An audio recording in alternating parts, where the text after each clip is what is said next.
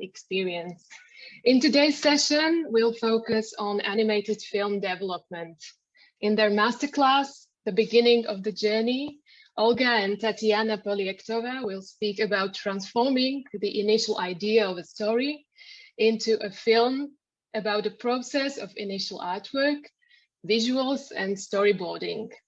This event is organized by the Slovak Association of Animated Film Producers in cooperation with CEE Animation and financially supported by the Creative Europe Media Program, by the Slovenian Ministry of Public Administration, the Slovenian Film Center, and the Slovak Audiovisual Fund.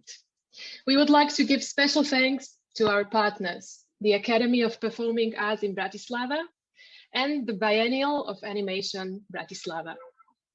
The masterclass that is about to begin will be divided into two parts by a lunch break from 12 to 1 p.m.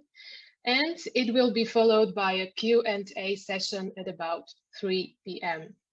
As you've probably noticed, the lecture is live streamed on Zoom and Facebook. So please feel free to send your questions at any time during the day, either via Zoom chat, if you are joining us on Zoom, or post them as a comment on the Facebook page of CEE Animation under the live stream of this video. Tomorrow, we will continue our program with pitch presentations of student and professional animated film projects, but this part of the program will be conducted only in Slovak. Tomorrow's presentations will start at 10:30 a.m. and they will be followed by individual tutoring sessions with Anna Vášová and Peter Nať, starting at 1 p.m. For more information, please check the website of APAF, Slovak Association of Animated Film Producers, at apaf.sk. And now, finally, let me welcome today's main speakers. I'm honored to present Olga and Tatiana Poliektova, twin sisters, animators, and animated film directors from St. Petersburg, Russia. Over the years, they have made several short animation films, participating in 300 festivals worldwide and earning over 60 awards. Their film, My Grandfather Was a Cherry Tree, was included into the long list for Oscar's nomination. In 2018, they completed the film Listen, Papa, and started a new film, Beast Inside, a co-production with Germany and France, about which I am sure they will tell you much more themselves. So Olga, Tatiana, welcome, and the floor is yours.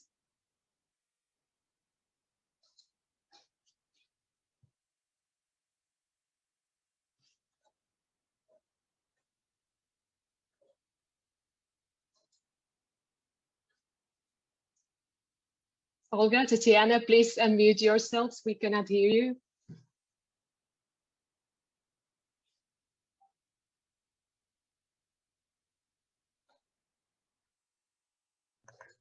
Hello. Hello.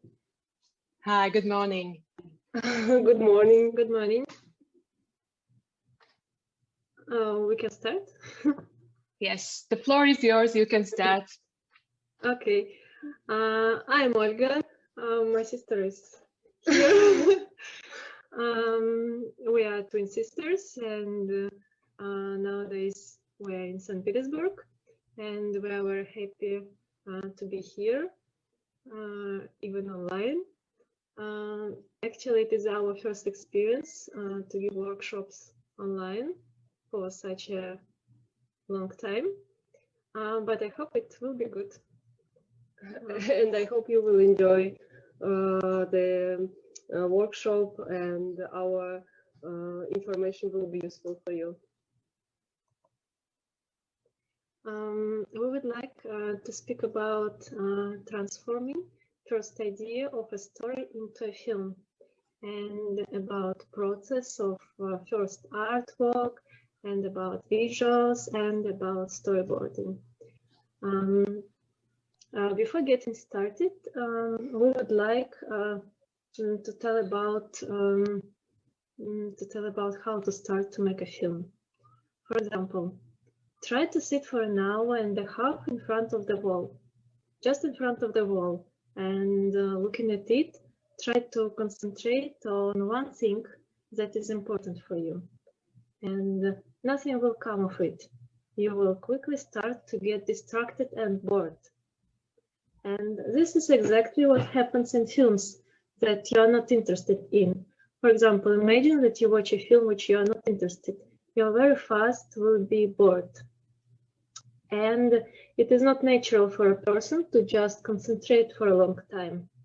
And this is exactly what the filmmakers need. The audience must immerse themselves in the film. And we must constantly think about the audience, and otherwise the attention of each viewer will be lost. And actually this is our main idea, yes, to make the audience watch our films. And because the film must show something that is continually raises the audience interest, so that it reaches its maximum in the end. And then the audience will be happy and they will shout, "Thank you," and clap you. In a well-told story, energy grows and it is transmitted into the audience. And if they are lucky, they forget about everything. The state of maximum internal energy, viewers can reach the top of happiness, catharsis. We will speak about catharsis a bit later. But we cannot only count on our luck that, for example, our film will be good, our film will be not, about intuition.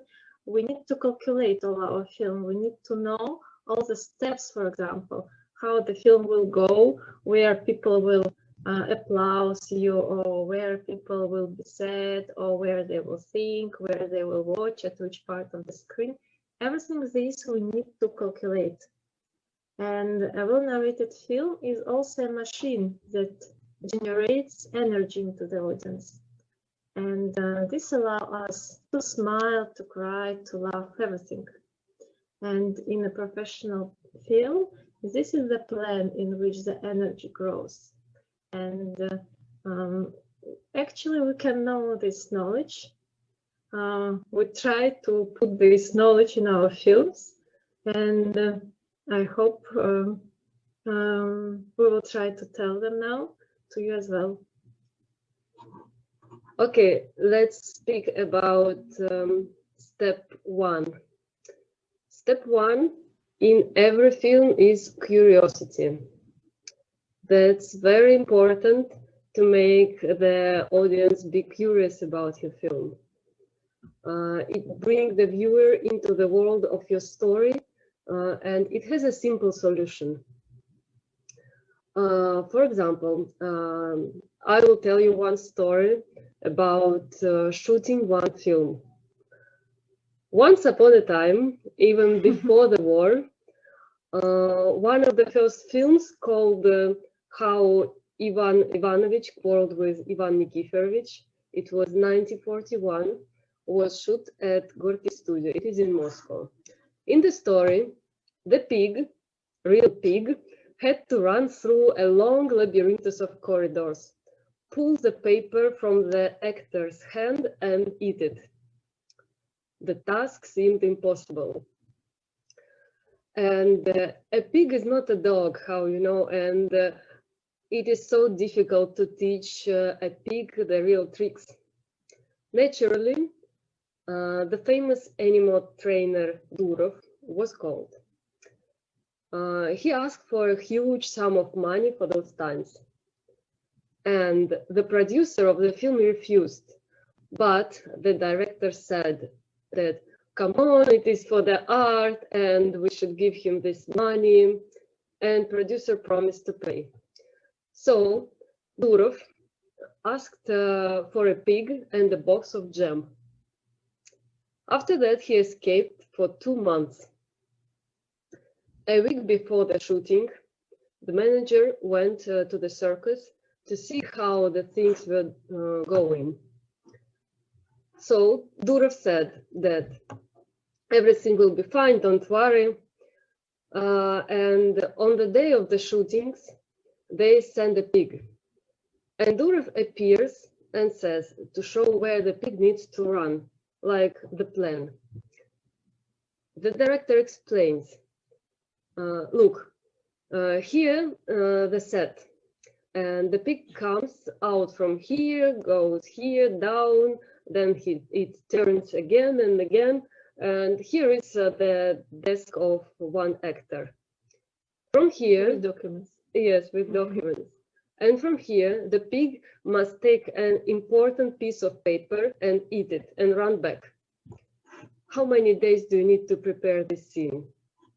And Durov says, we will shoot everything at once. Everything is ready for the shootings, and I trained the pig. And Durov takes out a can of jam from his bag, and he spreads the jam on the floor every meter, and the whole future part of the pig. Then he says, we are ready. So the process started. And the director shouts, let's go. And Durov releases the pig. The pig runs down the hall, licking the jam as she goes. It runs to the table where the actor is holding this paper, this very important paper. And it takes the paper just perfectly. In the perfect timing, everything is perfectly. So the director is happy. He says, can I also have another shot? Even 10, he said. Just give me another can of jam.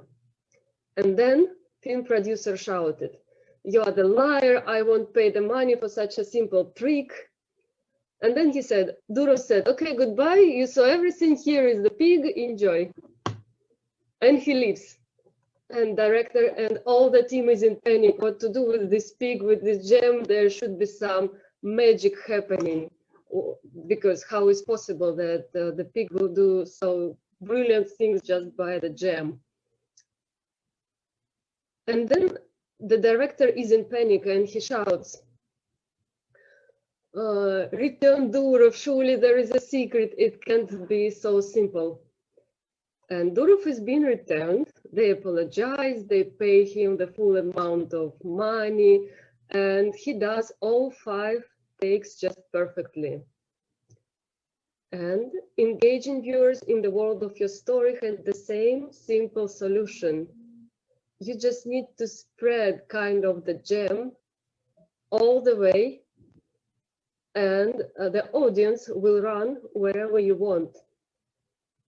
And jam is information that satisfies curiosity. It just should be divided into small portions, and here you go. On a superficial level, it's not difficult because the person is curious and he wants to know the answers to all the secrets. So curiosity is the first level of interest. For example, let us show you the real pictures of the film of this movie. Hold on. Okay, here is it. No. Yeah, Yes. I lost it a little bit. Ну, покажи на себя. Да? Не знаю, давай. Это. Okay. Okay. This is the real film frames from this movie.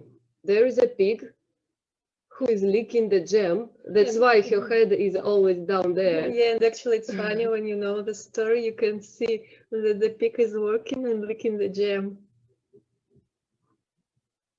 So there is a lady, there is a pig. Oh, and here is the document that she needed to take. So that's a funny story. And остановить демонстрацию. Нет, вот тут сверху. Let's say now that curiosity is the first and very important step of involving the audience into your film.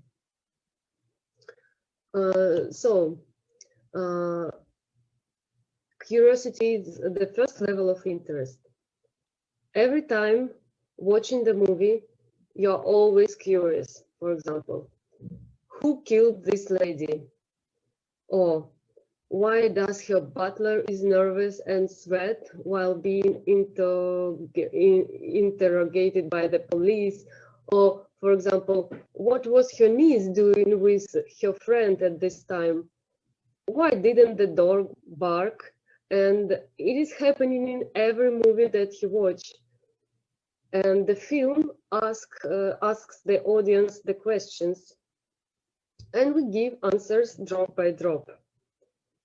Each answer contains a new question, and that's very important. And so, by controlling the information, we can maintain the attention of the audience. Now let me switch the screen.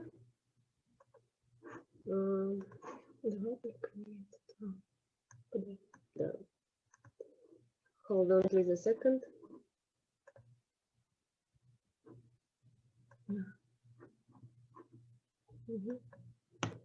Okay. So again, our pig. Okay. This information that you should remember while making your movies. Give information in small portions. It's the same like we did with the pig. Each time, communicate less than the audience wants to know.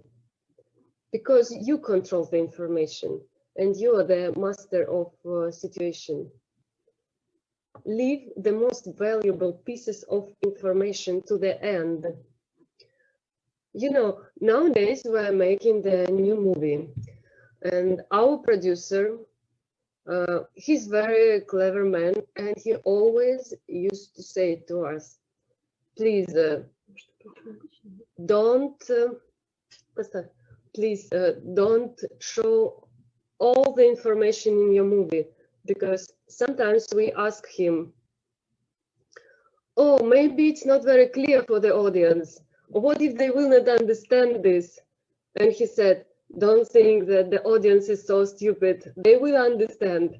But if they will see a movie and they will see these parts of information, kind of this clue that you insert in every scene, and in the end, when the film will be over, and in their mind, they will connect all these clues into one. And then suddenly they will turn to their neighbor and say, oh, you know, I understood what's the reason and what's the matter in this film. And he will feel himself clever, and that makes them happy. So yeah, this I think we try to follow now. Yeah, because not to make...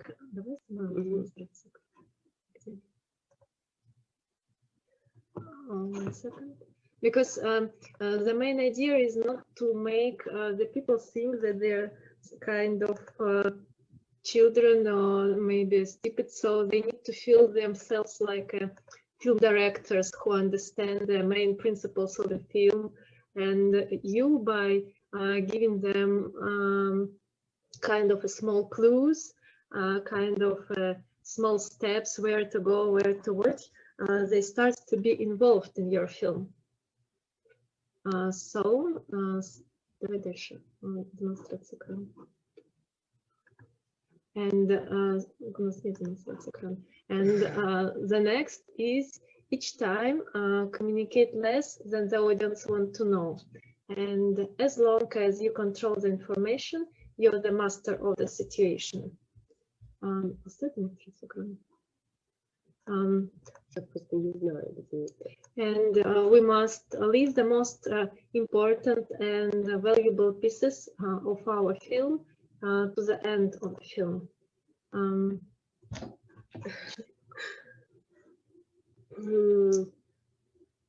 You should do the thing that your characters will just fight for every piece of information in your movie.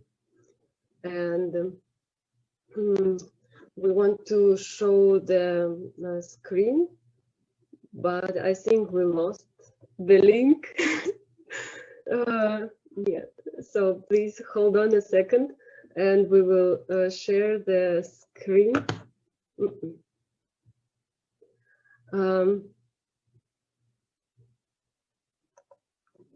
What? Yeah. 1 second, please. Hold on. Вот это. Нет, она же есть. Вот. Okay. Да. Okay, we found it.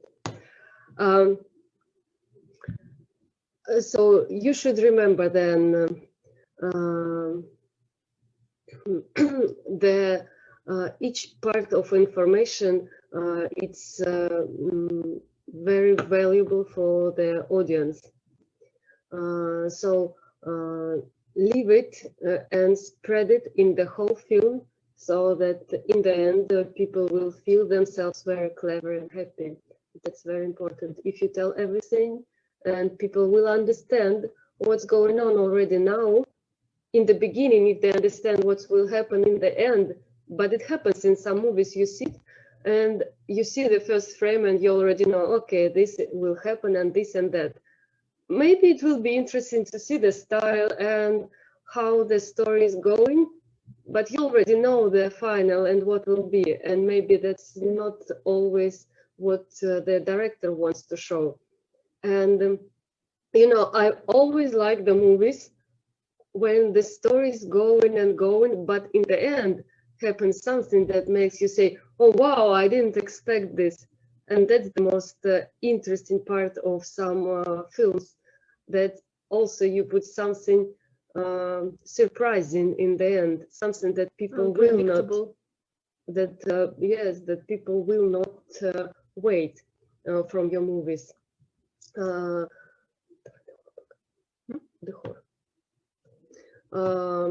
So for this first step, we would like to show you one of our small cartoons that we made time ago. Так, подожди, нет. Нет, подожди. And with this Zoom, sometimes it's so complicated, so many windows, so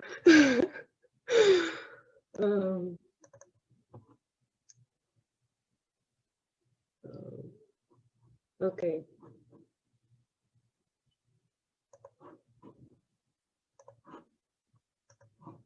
Hold on. My sister can tell some of your experience now. Oh, and we have the first question now from Tatiana Mashkova. I don't know if we need to answer the questions now or later, but her question is, how do you work with music? Do you use the existing music or work with the composers? Thank you for the question, and actually we will show you after our films and speak about the music, because sometimes we have very interesting stories about the composers, how we met and how we wrote the music. Most of the time for our films we make we found the composers and they record the music for us.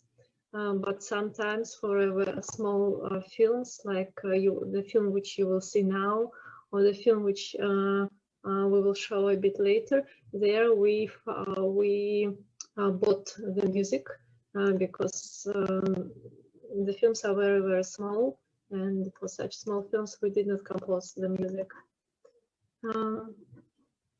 Do you use existing, how you work with the composers?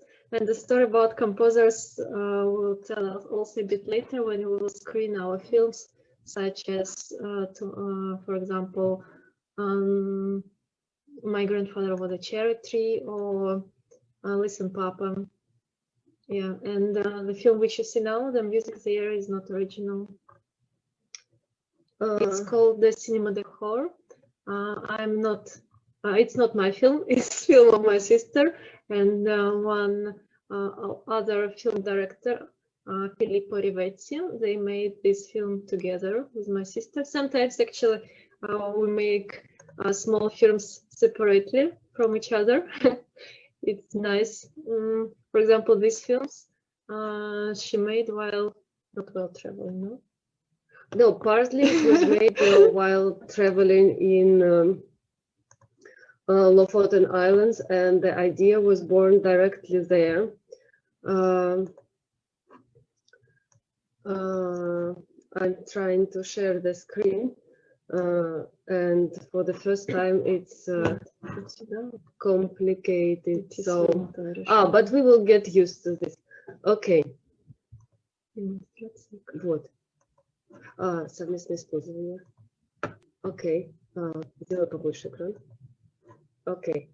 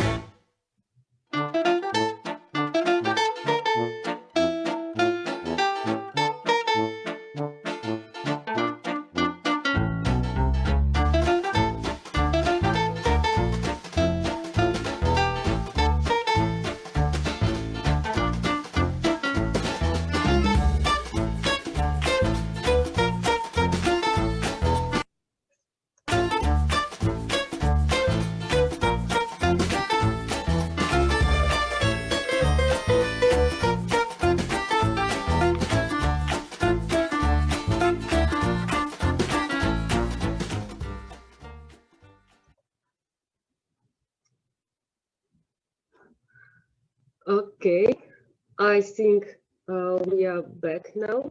Ты должна отключить. Сейчас новый фильм пойдет. Нет, у нас уже нормально.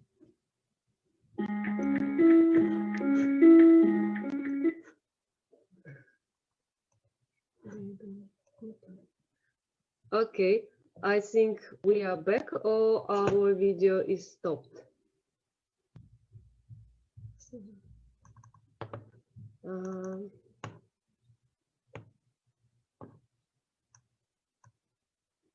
Нет, организатор.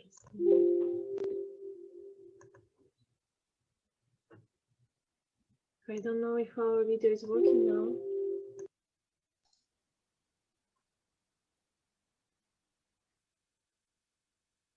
I think the video froze a little bit, so now we are back on the webcam. Because it's Sometimes when you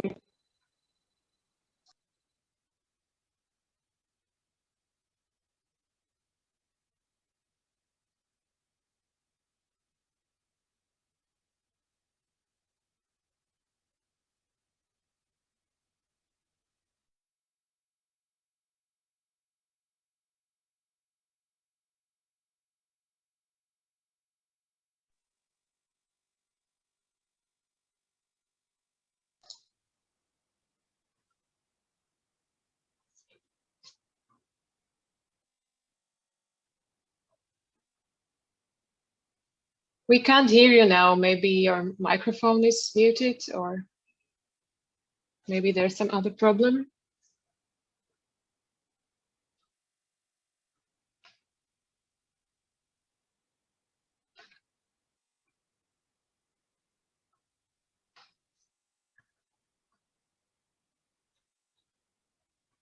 I'm afraid there's some problem with your camera or microphone. Maybe if you could try to disconnect and then connect again. I'm not sure if you can hear me, Olga and Tatiana. Yes.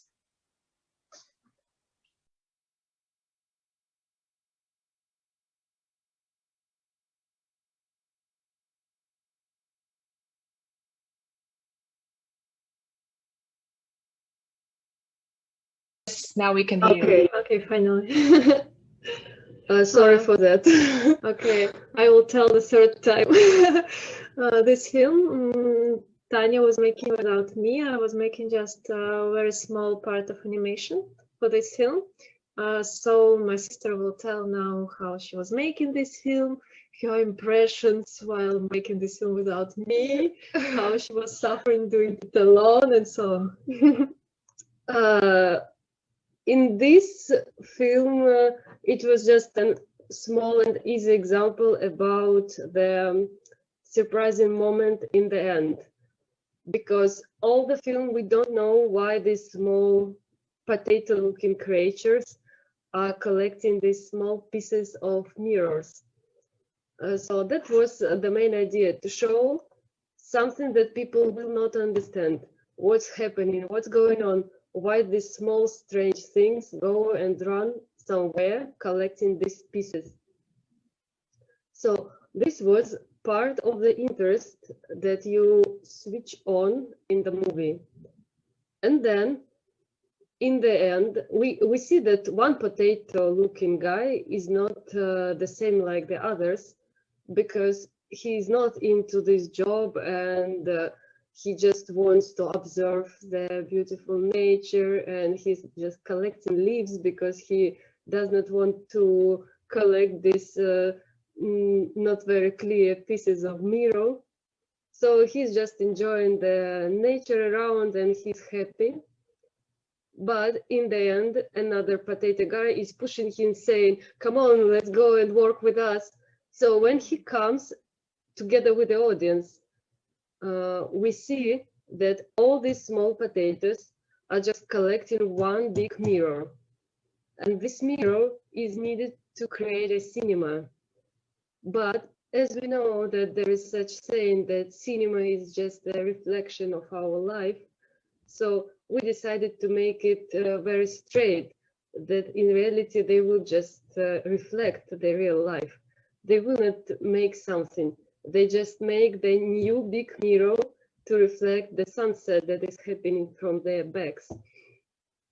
But they don't, all these potatoes, they don't understand the simple thing that the outside life is better than the life that is reflected in these pieces of mirrors.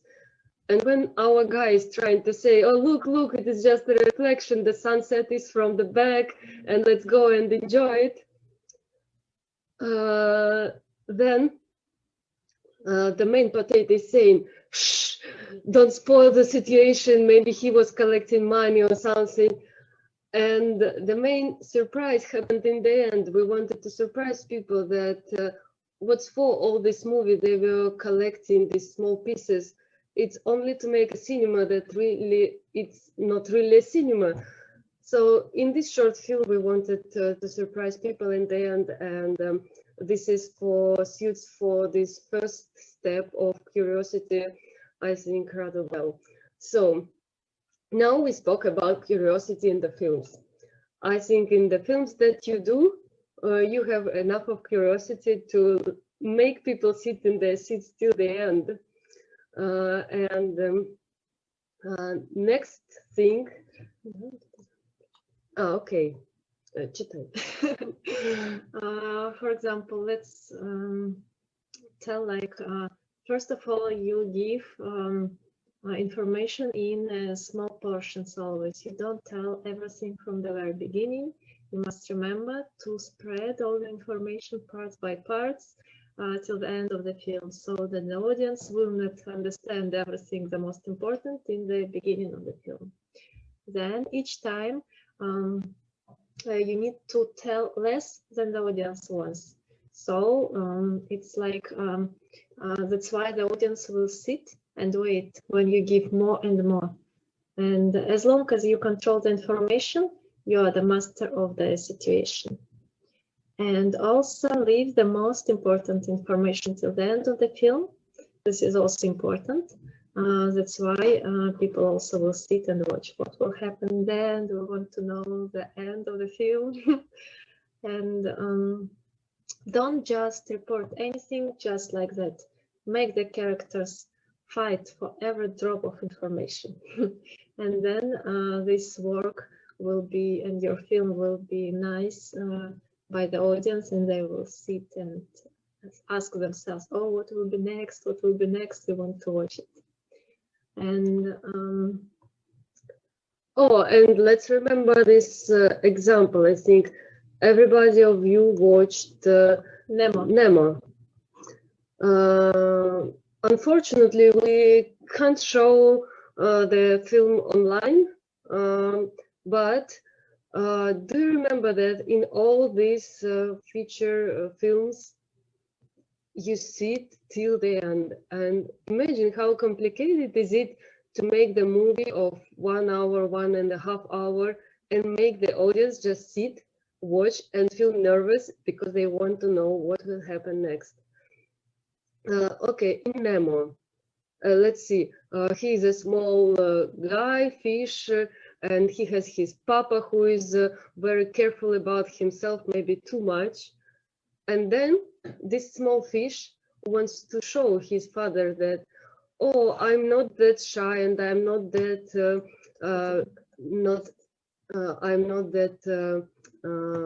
I don't need to be cared so much. And this is the small part of information. Then he goes and he touches the boat, and then the fisherman takes him away, another piece of information. And in all these small parts, the audience is sitting and waiting. What will be next? Because every time we give them the small information, and that makes the audience sit and wait for the next step. Let's go for the step number 2. It is empathy. Okay. Empathy is the next part of the film. The next and deep level of information of the story is empathy. It comes from curiosity, actually, and it occurs in the audience when the characters are close and understandable to it, and when the audience know how to share values with the characters.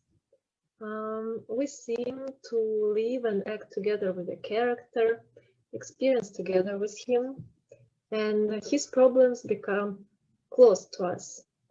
And the most understandable the character, the more understandable his doubts and his worries. Even if the character is ugly, I don't know, not beautiful, something strange with him, but if he's understandable character, we feel empathy to him. And for example, the hero is going somewhere, but we know that the ladder under him is filled by the bad guy, and it can collapse at any time. And we know more than the hero and worry about him.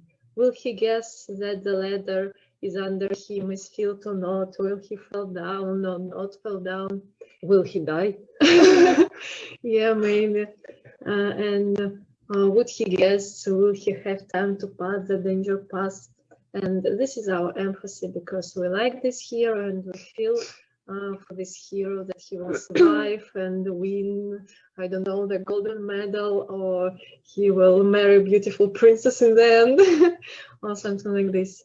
And there is obvious the way to exit our sympathy for a character, to put him in a dramatic situation. And a person is hit by troubles that are stronger than the possibilities of his character. and we automatically emphasize him. Yes? Yes.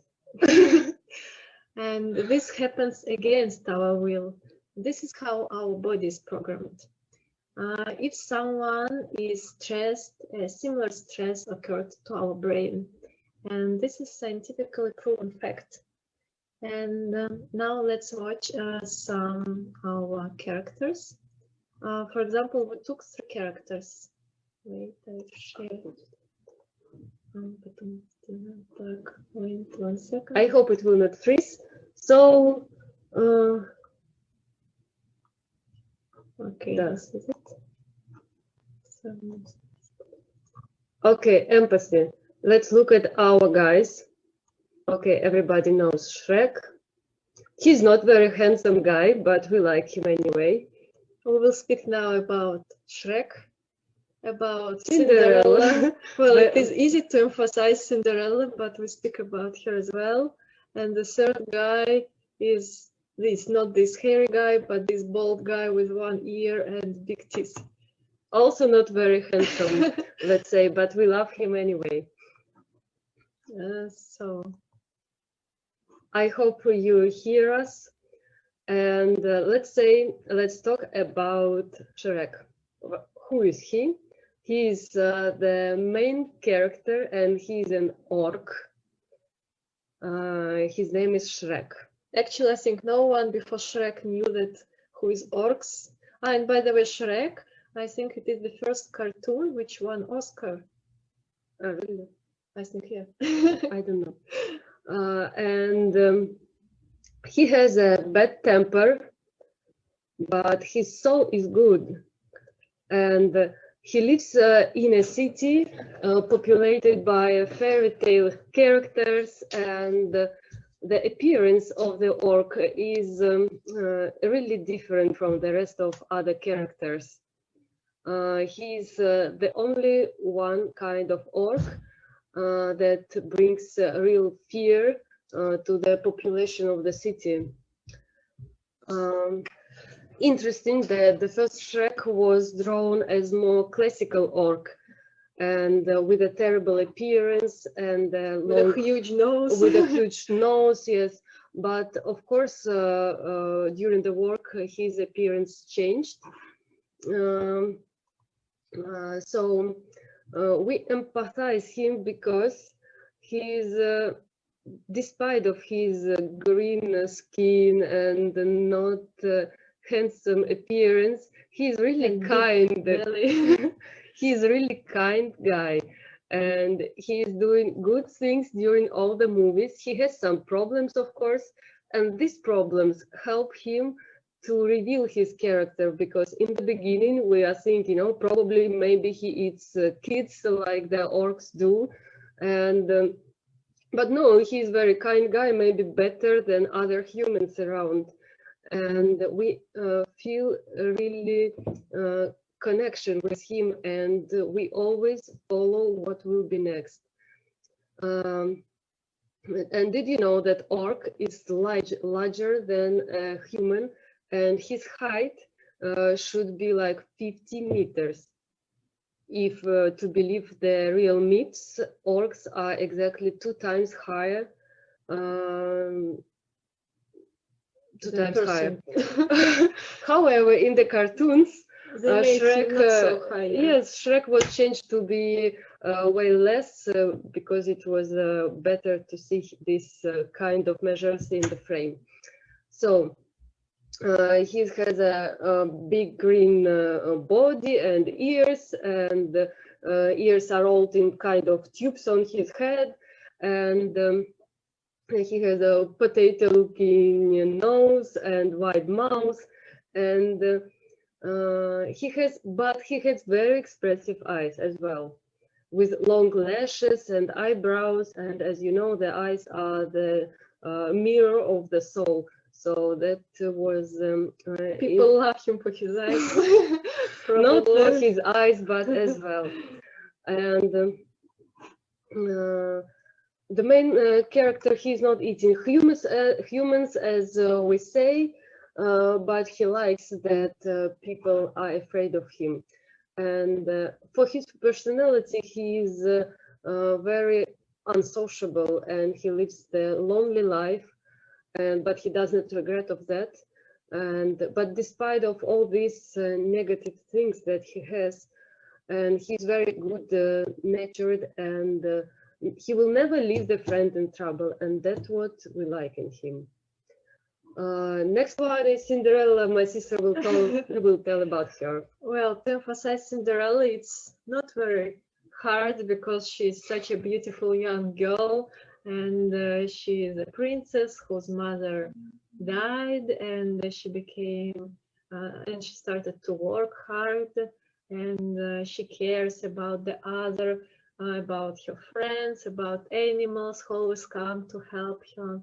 And the hard working for Cinderella spends all the day working around the house, and because she wants to please her bad stepmother and stepsisters, but she doesn't let her sorrows and hardships get the better of her. And the brave girl sincerely believes in miracles, and one day her grandmother appears, and despite of that, she became very happy in the end. So actually, in the very beginning, Cinderella is a very positive, beautiful hero, and emphasize her is easy. But let's speak about Mike Wazowski, this bold, small guy with one big eye and teeth, and he's not very positive. Well, he's positive. He's not so beautiful as Cinderella, actually. He's more close to Shrek, I guess. So what about Mike Wazowski, Tanya? He's another green potato for me. I cannot find a way. In Russian, we have the word kolobok, but he's just a round ball. In Russian fairy tales, we have kolobok, but I'm not sure the English meaning of like that. Like a bun or muffin. He has just one eye, two horns, and but he is very proud in himself and confident monster. And actually, during all the film, he was so confident that he is super monster and he can afraid the children, that actually this was the main maybe idea almost of the film, to show how confident small monster, who is actually not a monster, can achieve so much in his life. And also he is a very sensitive guy, and I think we like everybody likes sensitive people, and even if they are bad, but we see that this bad guy has something sensitive in himself. We feel already the sympathy for him. And what else? He's I just was thinking about the why we emphasize him. No. In our new film that we are making, our main hero, we made the main hero, we made a sketch, we made the story. Actually, it's still a secret about our film, Tanya. No, I'm just saying about the empathy, that our guy was not sympathetic at all. And when we showed it to a producer, he said, you know, people will not like him because actually he did many bad things in the movie, but we need to show something that will help people to emphasize him. For example, something he will human. Yes, maybe he has something that he maybe has in at least one scene that maybe he took from his childhood, for example, and sometimes he has these melancholic ideas that he understands that he is a bad guy, but he really cares about what he did. So it's kind of, he knows all these things about him, and if he will be kind of a little bit melancholic, we will like him much better. But we will tell about what he is doing, like caring for somebody or something like this. Yeah. Okay. So Let's watch again at our characters. Let's see how to do this. Okay, we started do it by way better and faster. Now we can. Okay, not Shrek. block. I think you still love him, even By after his beautiful eyes and green skin. yes. Look at his eyes. You see, they're kind of human eyes, a little bit green, but yes. He has big eyelashes and he has amazing and charming smile. So we love him, even if he's not the classical type of beautiful hero. Our Cinderella. A very classical girl with blue eyes, red lips, and beautiful way of looking. Who is talking to the animals, let's say. That's important. And Mike Wazowski. Okay. Also, I think he's not scary, but very kind in his heart and soul. That's it. So, step number 3. Oh, you should not see that because we are talking. And do you hear us now after we stop the... Ah, yes, I think so. Okay. Next thing that we will talk about you is suspense. My sister will tell you something about suspense. А, у нас есть дисциплина. Нет, мы сами себя видим. Да? Okay, let's speak about step number 3, suspense. What is suspense? Suspense is the moment when audience involved in the film the most fully manifested. It's a tense weight. Mm-hmm. Yes. So suspense occurs when danger threatens the character, when the audience emphasizes with. I don't know if our camera works now or not. Yes, we can still hear you, but we can't see you. You're not moving. Oh, I'm sorry again. Wait, we need to do something with it. Okay. Don't worry, just keep on talking. Maybe it will. Yes, my sister will keep on talking.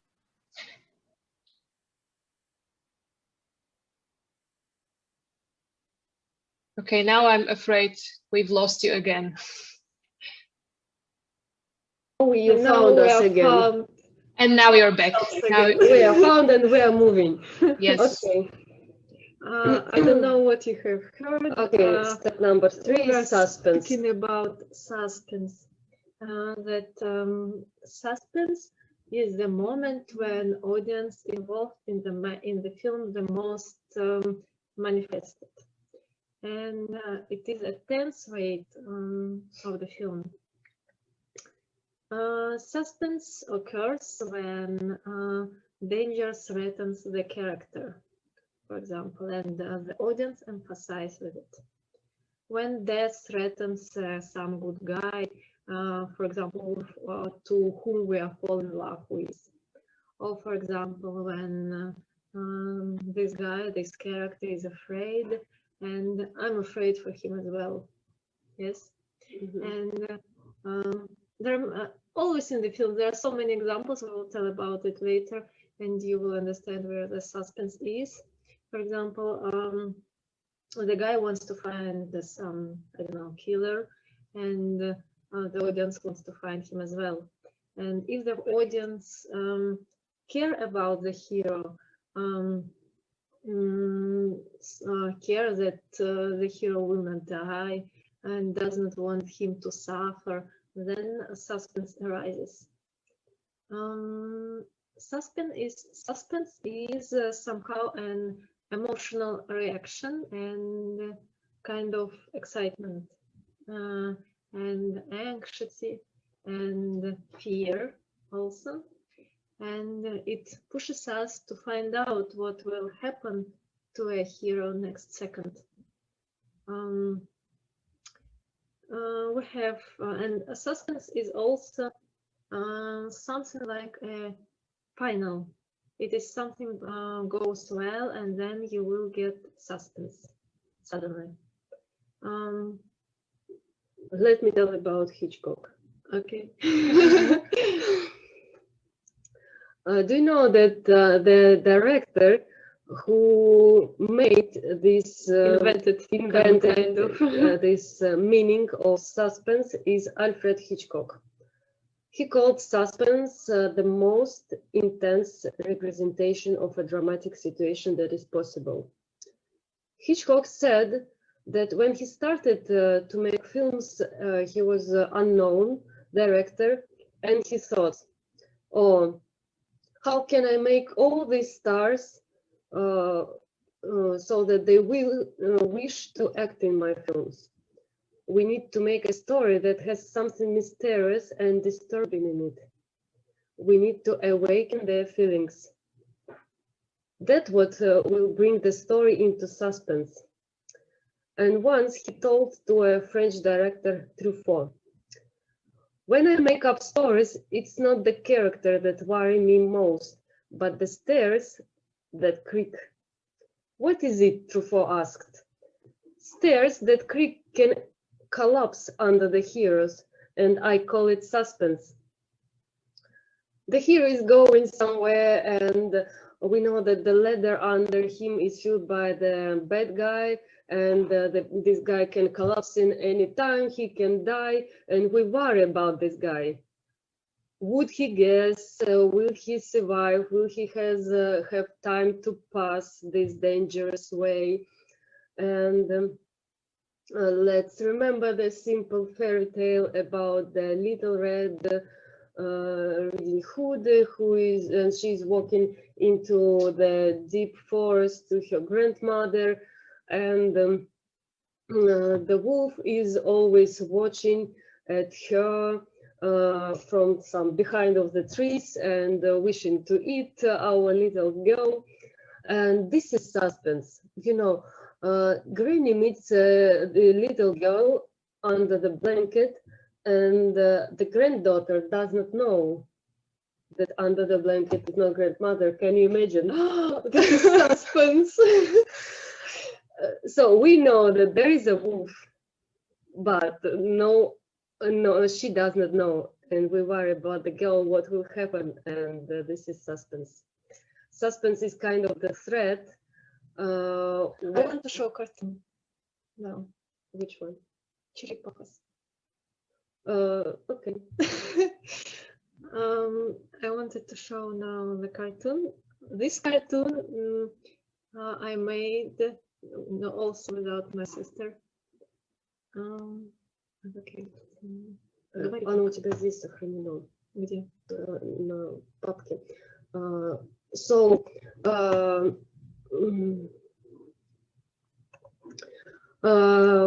we are talking about suspense and continue with the Red Hood. So because we empathize with the character, our small red girl, we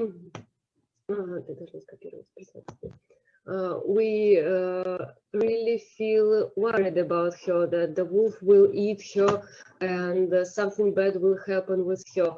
And this makes our story even more interesting because we don't know what will happen in the next moment. And now we will show you the small cartoon made in stop motion. It's about small turtle. Small part of suspense. Yeah. I will tell you after the story about this film. And wait, I need to share it. Good.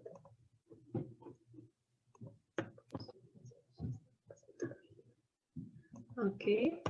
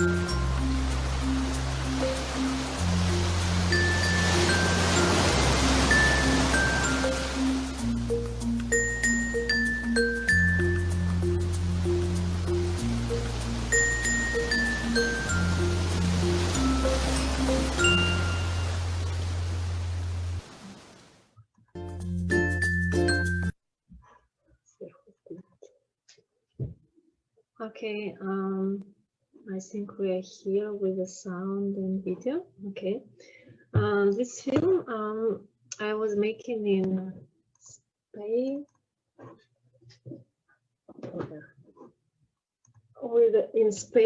together with a Spanish film director, Jaume Quiris, and it was during one film festival when I arrived there, and I wanted to see the sunrise so much, and I wanted to go to the sunrise to see, to make pictures, and I always asked, let's please, I want to go to see the sunrise, let's go sunrise, but nobody wanted to bring me to the beach to see the sunrise, and then I thought, okay, let's make a film. And Jaume thought, yeah, why not, let's make a film. And I thought, but if you want to make a film, we need to wake up very early and go to the beach and shoot the film. And okay, and we decided to make an ecological film about some small creatures. And on the beach there were the stones, and we were thinking what to make with the stones. And we thought, okay, let's make turtles. Turtles, adventure of a small turtle, because they start their life in the sand from the eggs, and then, as we know, they start to travel to the sea, and it's like a huge journey. And during this journey, some of them can die, some of them can be eaten by birds or by other animals or somehow. And so we were thinking that let's make a turtle the main hero who is going away from the sand and try to reach the sea with its mom and its brothers or sisters, whatever.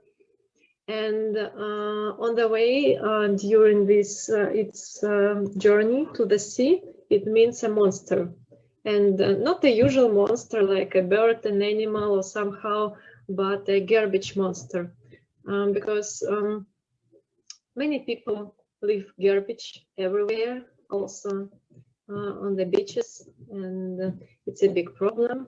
And we wanted to show this problem, and we decided to make a monster from the garbage, actually. And it was very funny how we collected this garbage and put it on the sand on the beach.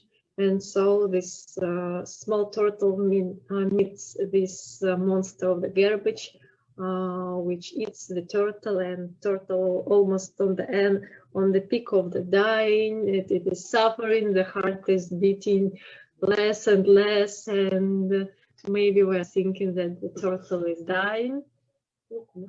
The turtle is dying, but in the end,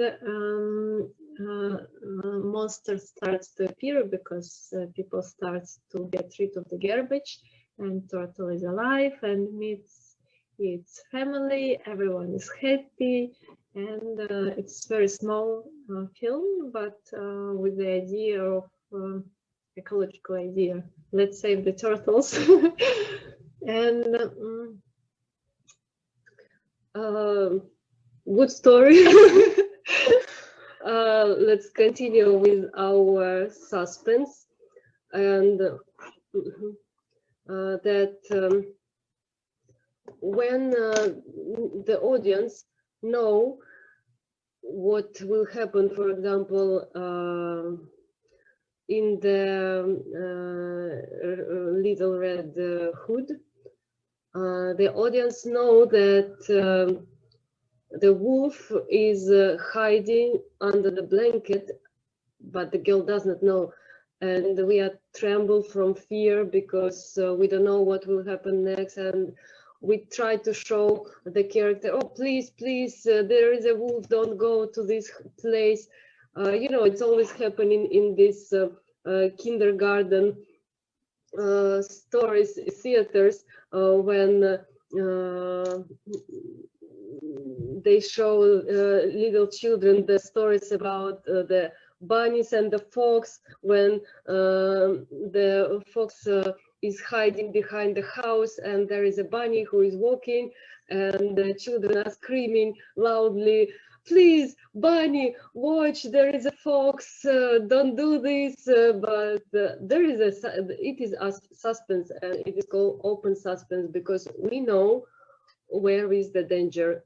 And we are like these small kids shouting, please watch, there is a fox, don't go, and so on. But there is also a closed suspense. This is when there is a danger, but we don't know from where it will go. And maybe someone is hiding somewhere and the hero does not know. We don't know as well, but we feel the danger. And this is called closed suspense. And kind of suspense is threat when the hero can do one wrong step and he will be dead. And for example, let's say that the threat from the phone from another city to the audience, it will not bring a lot of suspense because it's just a phone call where the bad guy will say something to the main hero. And for example, tornado on the horizon is already more curious about the suspense. But when this tornado is tears off the roof of the house of the main hero, and he's inside this house, we're already shouting, no, what's happening? He will die now. This is a way more stronger suspense. And the way less chance to escape, the more suspense we have. Also, let's say that during this suspense, if you noticed, we can stretch the time as we wish. For example, at the key moment of the suspense, the time must be stretched. Each second can last 10 times longer, for example. If you notice, it's always happening in the movies. There is some, I don't know, lava is going out of volcano and the main hero is trying to run. And he's running and running and running, and the lava is just on the one frame, it's just already 5 centimeters close, but he's still running and lava still didn't reach him, but the speed of the lava is way bigger than the speed of the hero, but we're still nervous that, oh, come on, run faster, the lava is close, but the lava could always kill him already 10 times, but we see 10 times longer. That's why we feel the suspense. And it helps the audience to be included emotionally stronger. And how does this happen? We stretch the time in the montage, for example. We show the same moment, but from the different points of view. Now we show the feet of the guy with this lava 5 centimeters close, then the face of the guy who is very stressed and he's in panic, he's trying to run. Then we show that lava still didn't reach him, the guy is still trying. So all this time we show all this maybe 10 seconds of run, we can show in 10 minutes of run. And all these 10 minutes, people are sitting and thinking what will happen if he will be burned in the lava, or yeah, just 1 more centimeter and they will kill this guy, and he was the main hero. Maybe he was not that good, but we like him anyway because we felt sympathy for him. So let's think, if the suspense is the same as a surprise, usually the director always chooses how to show the information. Yeah. He should choose whether it will be surprise or it will be suspense. For example, there was this scary movie by those times. It was called Jaws. You remember about the sharks who were eating people around, and there was a hunter underwater who was looking for the shark, and he had the kind of. I think our video again stopped. Okay, and do you hear us? Yes, we can hear everything. Only the camera is frozen. But there is no video, yes? Yeah, the camera is frozen. There is no video.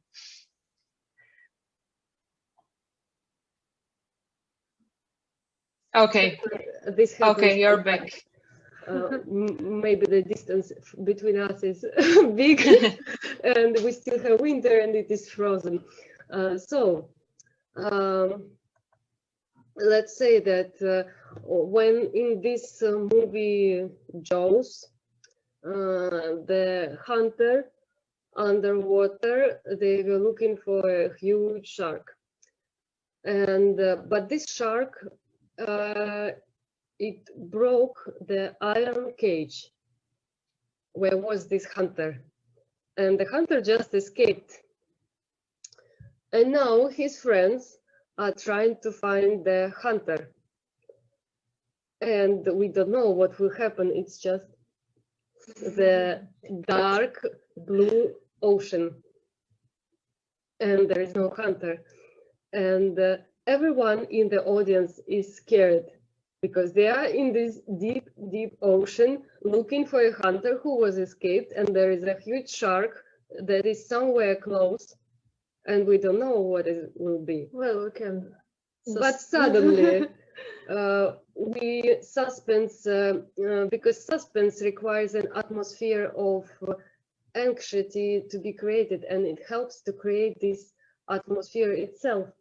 And the audience loves these moments, that make you laugh, make you frightened, and that bring you tears in the end, and the energy that grows is the main thing. What happened with the hunter? We see his cutted head. We see his part of the body, and in this moment some people in the audience are screaming, "Oh no, that's scary!" So this is suspense. Let's share the screen and see the suspense as well in the pictures.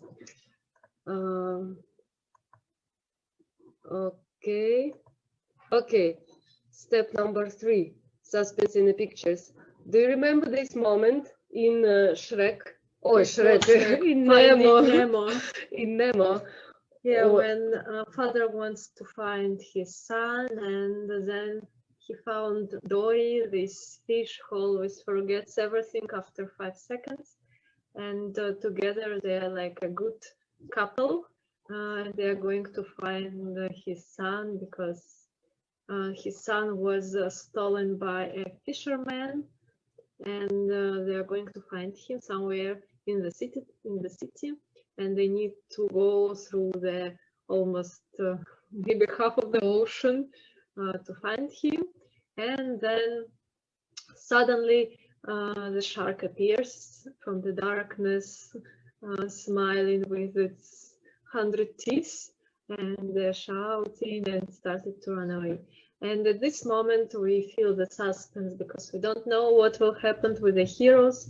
Well, we can guess that they're main heroes and nothing will happen to them, but anyway we are thinking, oh my god, what will happen? Maybe they will be eaten by this huge shark, or only ice will live. Or only ice will live, or something like this. So this is suspense, for example. Oh, we have another moment. Simba from Lion King.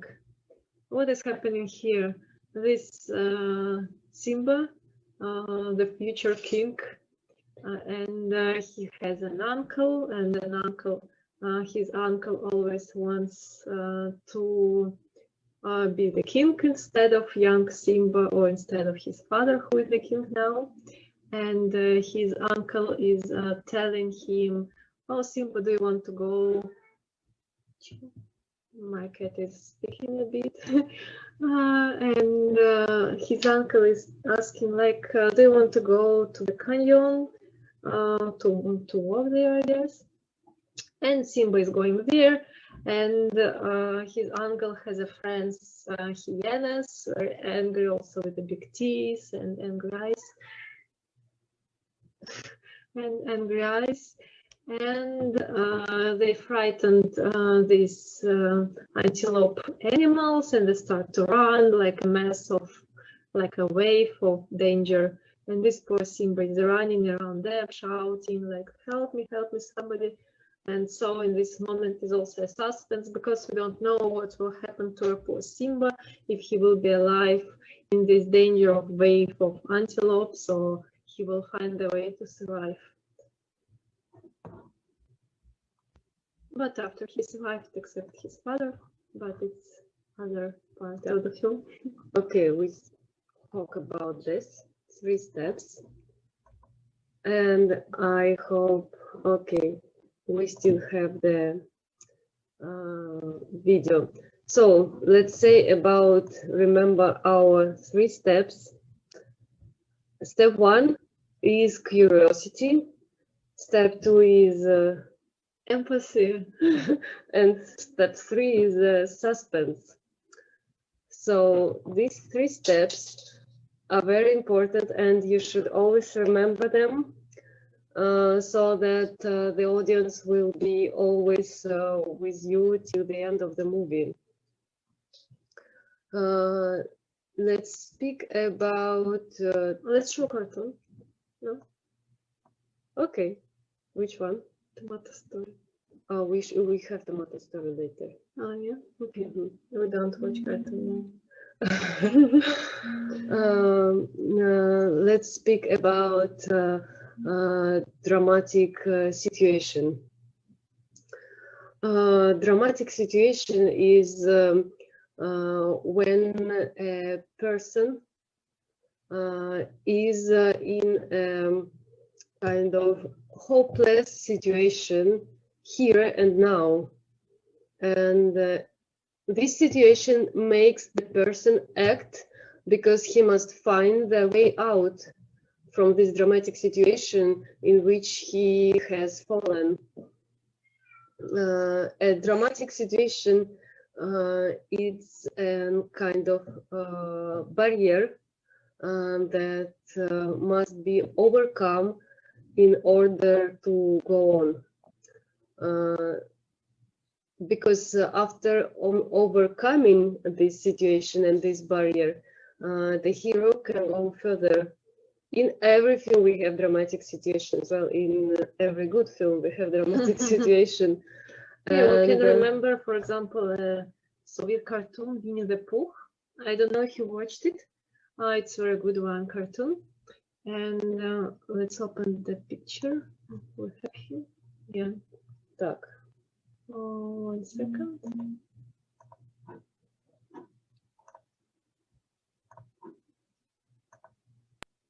Okay, Winnie the Pooh. In this moment of the film, the Winnie wanted to find the honey somewhere high on the tree, and what he decided is to ask Petachok, the small piggy, his friend, to help him. They found a balloon, and with the balloon he can fly up the tree and find the honey. But when they did it, he is already up in the sky, and he wants to find the honey. And then he suddenly understands that there is not only honey, but there are also small bees, angry and who can bite, and who watch at him with their small eyes and kind of saying, don't go closer or we'll bite him and it will be very painful for you. And the Winnie understands it, and he doesn't know what to do. And at this moment, we're also thinking, oh, what he will do at this moment, because he's very high to fall down, and because he's hanging a balloon, which prevents him, or if he will stay here more, maybe the bees will bite him, and it's also not so good for him. And in the end, he's shouting, Petachok, help me find the riffle. Okay. Riffle. the gun and shoot the balloon. And poor Petachok is telling, but if I will shoot, the balloon will be destroyed. And Vinny is shouting, but if you will not shoot, I will be destroyed. So you must choose between balloon and me. And so this Petachok is choosing finally to save his friend, and he's shooting. And this Vinny is falling down, safety, without being bitten by the bees, and always count what he's telling while he was falling down. He was calculating the number of branches from the tree. Okay. And Нет, там ниже-то есть что-то еще? Да. Okay. And so it was a dramatic situation for the Vinny. Well, maybe it was a dramatic situation for Petachok as well, because he was also choosing whom to choose, to leave the balloon or to leave the Vinny. So it was a dramatic situation for both of them, and actually for the bees as well, because some huge monster appeared next to their house, and they were also a bit afraid of it, like who is appearing here with a balloon. The next cartoon is Monsters. Monster, Corporation of Monsters. Расскажи. Tell. Нет, я плохо помню. At this moment, if you remember, the monsters had to open the door to the room of the child and secretly go inside and scare the kid, and such way to receive the scores in these bottles. Yes, they had kind of a bottles of the screaming bottles. Maybe. And when Mike went inside this door, and he found this cute girl, and he wanted to scare him, but the girl is still, oh, so fluffy bear, let me hug you, and so on. And he was so scared about it, and he was just running away from the door of the girl, because he was thinking that the girl is maybe a kind of a poisoned animal or something like this, because all of them were scared about children, especially when they start to laugh. And after this, he ran away again to the Corporation of the Monsters, and only leaving the door and closing the door, he understood that the girl secretly went together with him. And so it was a dramatic situation for him, because he understood that it's forbidden. He broke the law, and this scared kid appeared in their monster corporation.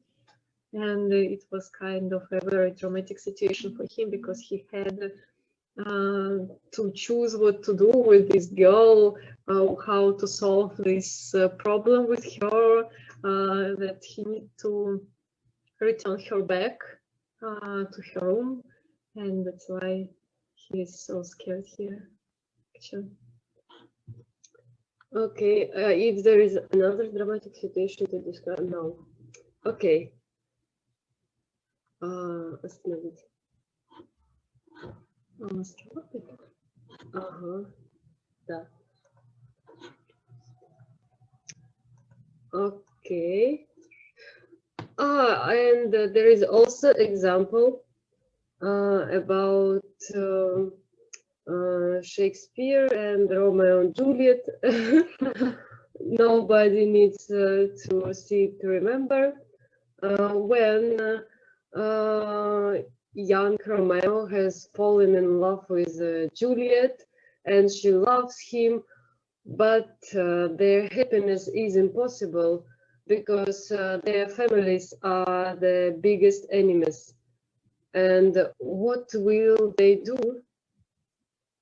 And the characters move from one dramatic situation into another dramatic situation, and every dramatic situation is going to be even more and more dangerous.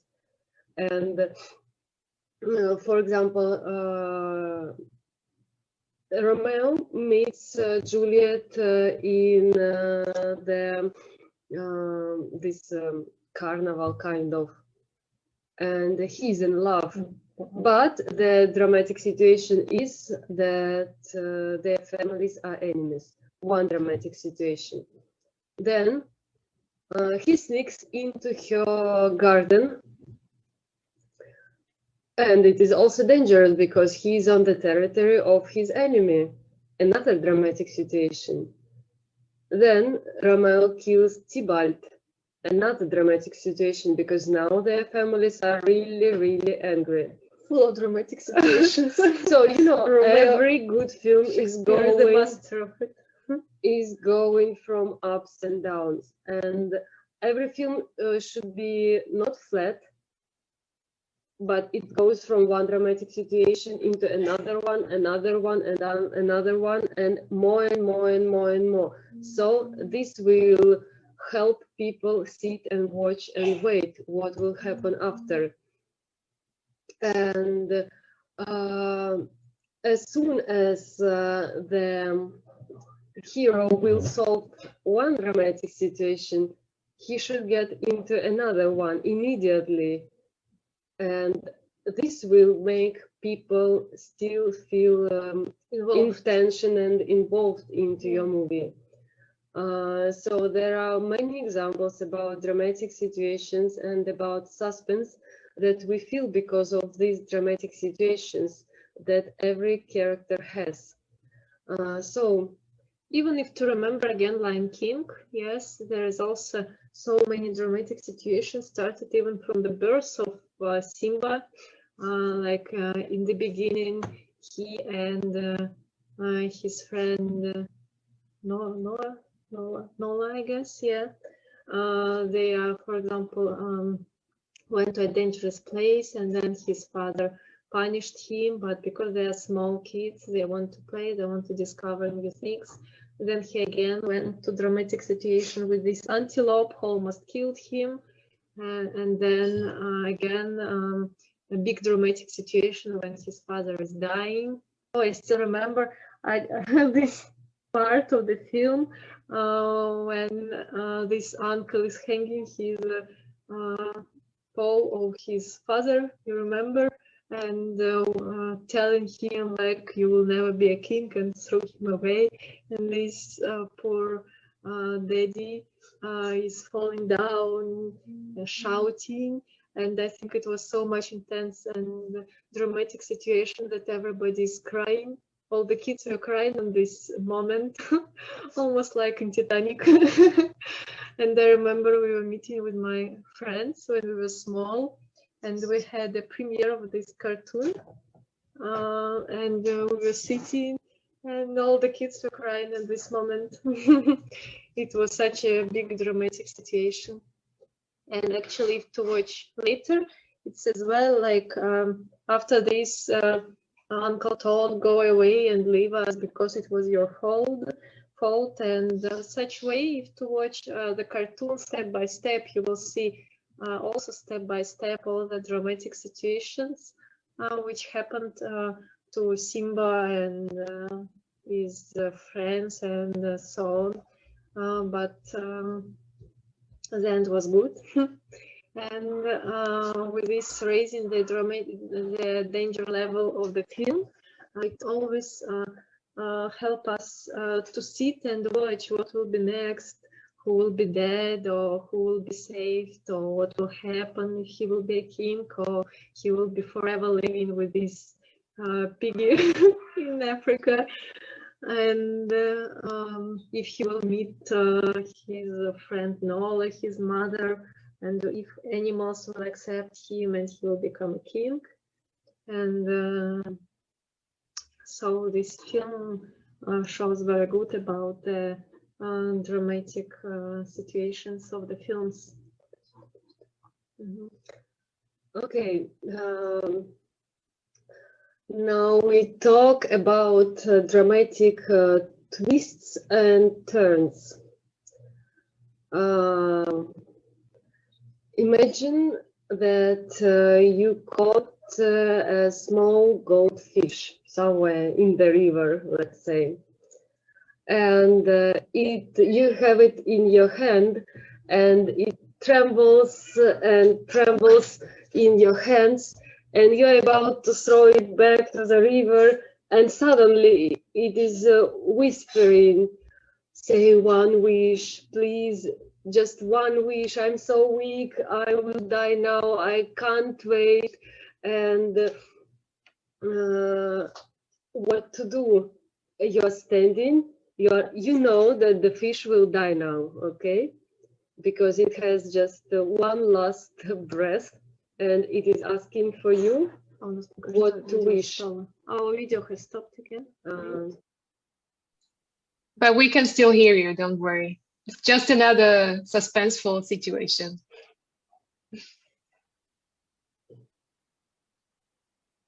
Now we also lost the sound, so maybe if you can still hear us, yes, perfect. Okay, so workshop full of suspense. We have the golden fish in the hand, and the golden fish is almost dying, and you should imagine what to wish. I don't know, maybe someone already have prepared wishes, and you know what to wish for the golden fish in these last seconds. Maybe to wish wealth or to wish health, but how to decide what is the most important thing in the world? But there is this word, and we dream about it during all our life, and this word is what is it? Happiness.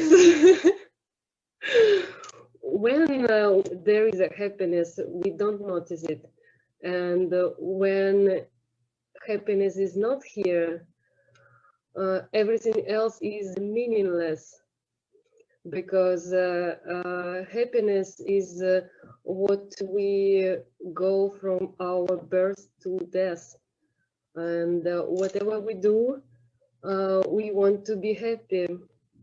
And what is the most surprising is always ahead, and it seems that it is near, and we will reach this happiness just tomorrow, maybe the week, next week, and next. So the happiness we have, but it's always in front of us. That maybe you think that it will be more happiness after, and by making the way to the happiness, a person can overcome everything. And the dream of happiness unites people in all these fights, because it's not surprising that drama is showing a person in a struggle for happiness. And we focus in the film, we focus on the person between happiness and unhappiness. And my cat is shouting. I think he's asking for happiness. So this is his task for today, to shout for some attention and happiness. So this is his aim, and he's ready to do everything, to bite, to scratch the floor, the door, and everything else. So everyone is full of attention when a character in drama is going for his happiness, and everyone is overcome with excitement when a disaster suddenly happens with this guy, because he was on the way to his happiness. It was just in front of him, and then suddenly there is a disaster, means that this happiness will not happen so soon, and we will feel the suspense for this character, waiting when he will overcome his difficulties for this happiness. And happiness and unhappiness are always connected together. And for example, the character is going for happiness, and suddenly he got to some misfortune, and he was happy, and suddenly he got unhappy. So these ups and downs we should always remember. Always the way should go from happiness to unhappiness. And this method is very productive because it is close to every one of you. And we all go for happiness. But every time we find happiness, sometimes someone is pushing us away. He can take this happiness from us, or take advantage, or do something that your happiness will just go away from you. And this path to get the happiness is not straight. It's never straight and never free. We always have to overcome difficulties and fight for the happiness. And show the fight is the best way to connect viewers to your story. And the amazing effect of empathy for a person is fighting for happiness. Then he falls into misfortune. It was these ups and downs and the way from happiness to unhappiness and all these misfortunes. It was noticed already by ancient Greeks. And this movement from happiness to tragedy, from despair to hope, the Greeks called twists and turns. Yeah. So this was invented long time ago. Let's remember again our Nemo. Is it? Okay. Yeah. Okay, about dramatic twists and turns. Do you remember the Nemo situation? When Nemo is sitting already in aquarium, waiting for his destiny and waiting maybe for his dad to save him. Waiting for his dad to save him and thinking, oh, what will be? I don't want to spend my life here in this aquarium. And he had his friends there, also who wants to help this poor little baby to go and return his home. And suddenly they decide, oh, let's make the aquarium dirty. And if there will be a lot of dirty and in aquarium, and then this father, the doctor, will come and clean our aquarium, and such way, because he will clean and take us away from aquarium, and we will be safe. Such maybe. No, but the plan was that the time then when he will take out all the fish from the aquarium, he will put this bag on this special device that is connected with the main canalization system. So they were thinking, the time he's cleaning the aquarium, we will just escape by this canalization system. So that was the plan. So the dramatic twist is, from the beginning, they started to make the aquarium dirty, is to throw the small stones into this cleaning ventilator, kind of, so that the ventilator will stop and not cleaning water anymore, and then this dust and all this grass will appear in the water. So what we have, the first is, again, because we can't show the video, we made the pictures so that to show it to you.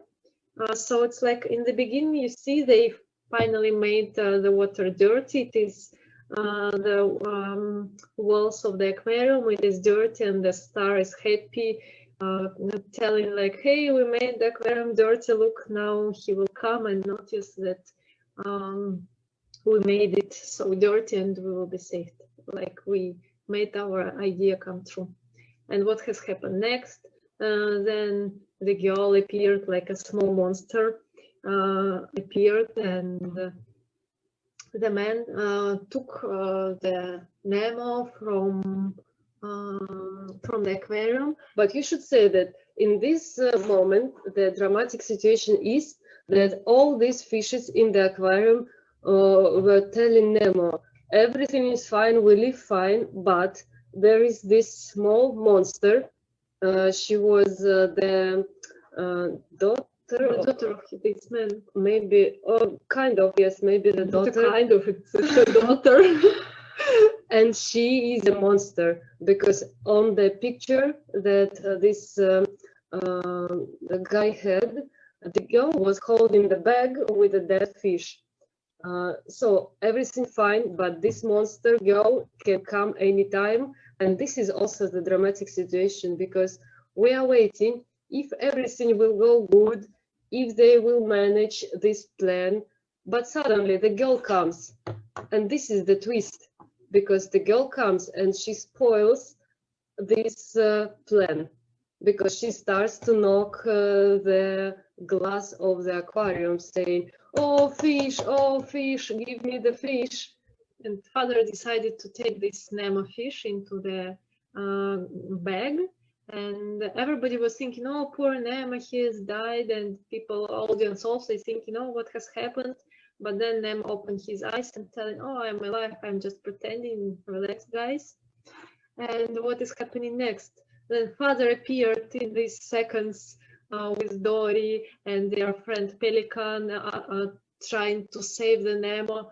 And what they see the dead son in the bag, plastic bag, who is not moving. And father is telling, no, what is happening? It's my son. I went almost half of the ocean to save him, and he's dead now. And then next, everybody is hoping that the man will throw this bag into the toilet, because it is connected with the canalization system. But this time, the guy just it is very funny moment, because he's going with this bag to the toilet room, and all the fishes in the aquarium are saying, yes, you're on the right place, please go. And then suddenly, 1 meter away from this room, he suddenly turns and goes to the garbage bin, and there is no exit from the garbage bin. If he throws this bag into the garbage bin, he will die there, and nobody will save him. So it's again a dramatic twist. Audience is in panic, what will be next? So the pelican with his father, because the father is always saying and shouting like, we should go, we should save him. So the crazy pelican is flying inside this room, destroying everything. The father is in panic. He throws this plastic bag on this device where he is for the teeth, and it helps that this device was connected with the canalization system, but the father doesn't know that. So it's full of dramatic situation. If you sit and watch, and you will just sit and think, oh, what will happen? Oh, they die, or something, especially for the children.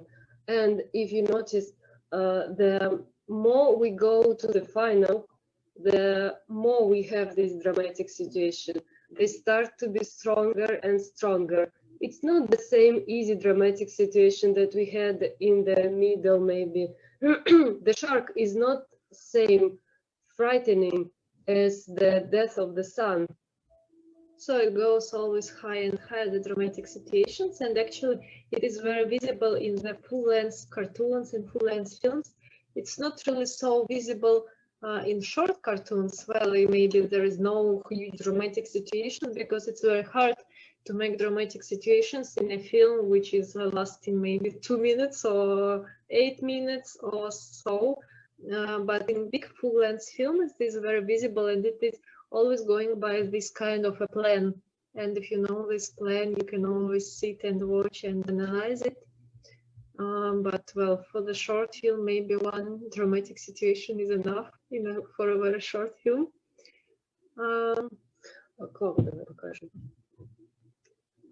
We can show you one of our cartoons.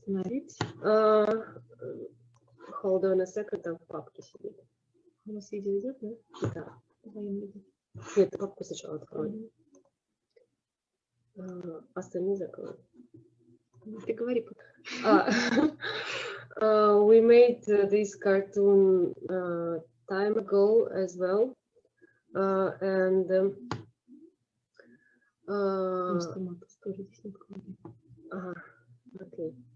Okay, I think after the break we will show you, because somehow we lost it in the folder. But we will remember our twists and turns and dramatic situation, and we will show it just after we download it from the Dropbox. Yes, and after the break we will show you also our films, which is called My Grandfather Was a Cherry Tree, and Listen Papa, and also tell a bit about our new film and about how we made the films, how we found the heroes. We'll speak also about hero, how to find and draw the hero, how we were inspired by our films, where we found inspirations, and we actually to find inspiration is the best way. And also about the conflict in the movie. We will speak about the conflict in the movie, about brainstorming. Actually, we are making brainstorming almost every day now because of the new film which we are making. We are contacting with our producers, and I'm already tired of making brainstorming because it's always changing, thinking what will be if such way, what will be if he's dead, what will be if he's not dead, what will be if he's, I don't know, married, not married, everything. So it's quite hard work for the beginning of the film is brainstorming, because while brainstorming the film, I think it is the main part actually of the film is brainstorming, because when you, the most important is actually to make a film, to make a script, and well, to make storyboard as well is important. So the start of the film is very important, which takes quite much time, and after while drawing the film, actually we will show you also how we draw the film frame by frame. We'll show you after some of our frames from the film, how we make them, and we'll show it to you after. So, okay, so shall we make the break now? Yeah. Are you ready for the lunch break? Yes. Perfect. So thank you very much for the lovely masterclass, for the first part of the masterclass, and also for the teaser for the second half.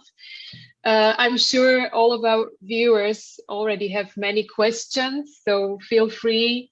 If you want to ask Olga and Tanya anything you like, feel free to ask via Zoom chat or post your questions in the comment section on the Facebook page of CEE Animation. And see you after the lunch break at 1 p.m. in about an hour. Yeah, thank you. Thank you. See you soon in 1 hour.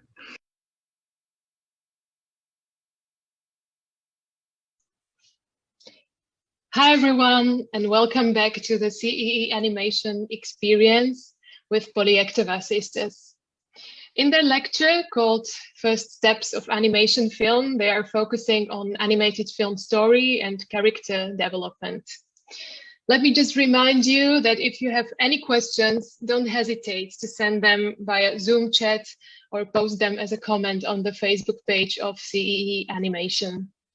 They will be answered in the final part of the masterclass during the Q&A session that will begin around 3 p.m. this afternoon. And now I am passing the virtual microphone to Olga and Tatiana. Ladies, let the second part begin. Hello again to everyone who was listening and who is coming again. We have finished on Nemo. On Nemo, yes. And now we wanted to speak about the conflict in the film. There are concepts that we are well aware of it in our life. And And everyone know what conflict is because of in our life we always meet with many conflicts, and usually in film there is also always must be a conflict. This is when, for example, two sides argue or fight, and conflict is the key word of drama. And we get any emotions in the drama only through the conflict of the characters, because without conflict there is no drama actually. And there are always two sides to a conflict. Even if there is only one person in the scene, he is the participant of the conflict. He can develop his inner conflict.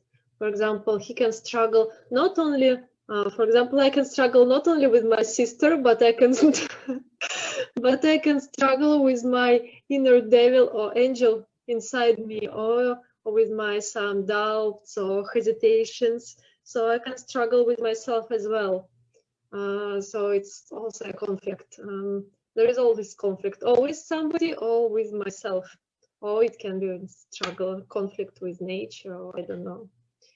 For example, let's remember again Nemo kidnapping, when he was kidnapping from his father, how the conflict appeared. Do you remember? Let's make a screen. Okay. Okay. Okay. Do you remember this conflict when Nemo went to the kindergarten, and then they had a kind of a rule, a law that you are not allowed to go away from this part of their kindergarten place. And then they saw a big ship up somewhere far away, and everybody knew that it is forbidden to go there. And Nemo wanted to show that he's so brave boy and he can do it.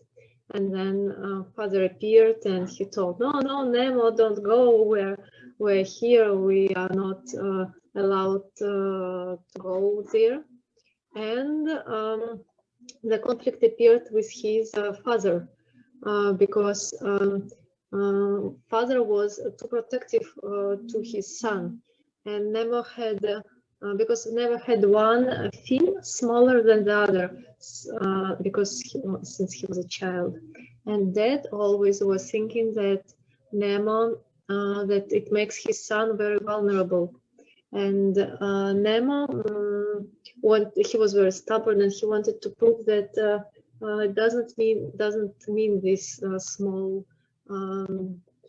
feel, so it doesn't influence him, and he's like the other kids, and that's why he decided that he can go and touch the ship. And when he went there, and the fisherman caught him, and here was actually the conflict between son and the father, and such way the film actually starts, because of the conflict in the family. And after it was the journey, the saving the son, and so on. But the start was with the conflict between father and son. And actually it brought the story into kind of a catastrophe, because this is how we start the movie. We show a conflict in the beginning, and this conflict helps other characters to review their bad and good sides.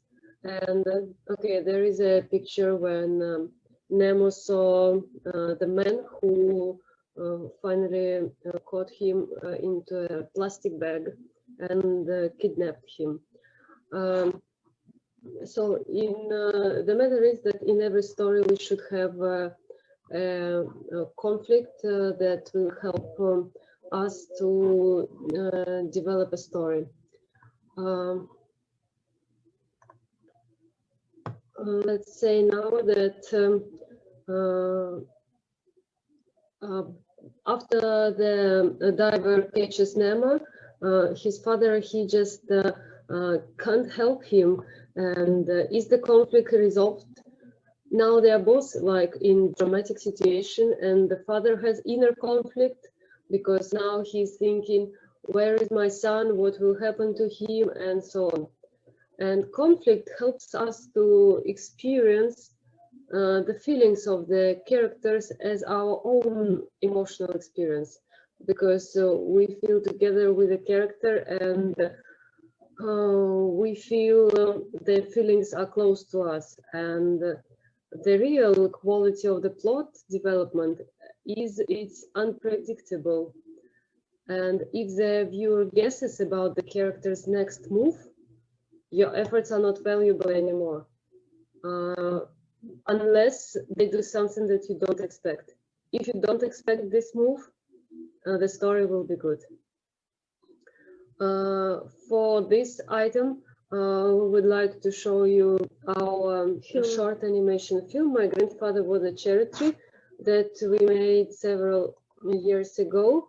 It is based on the book of Italian writer Angelo Nanetti, and it tells us the story of a small boy and his grandfather, and you will see now. Нет, просто открой ее здесь, и потом ты ее там найдешь. Да, открывай вот тут, а потом там ищи. Окей.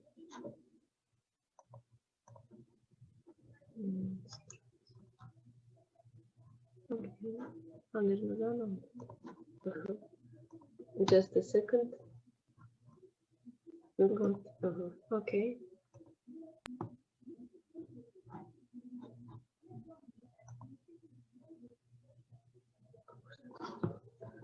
Да, сейчас.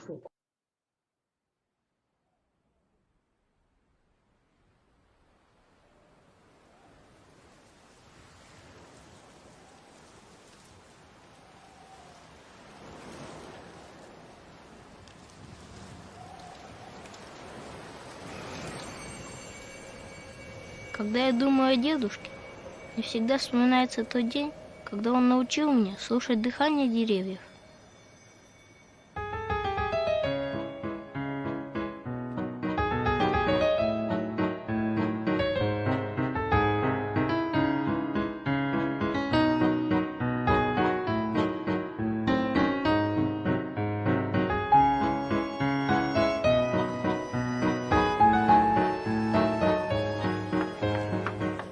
Когда мне было 4, я жил в городе с мамой и папой.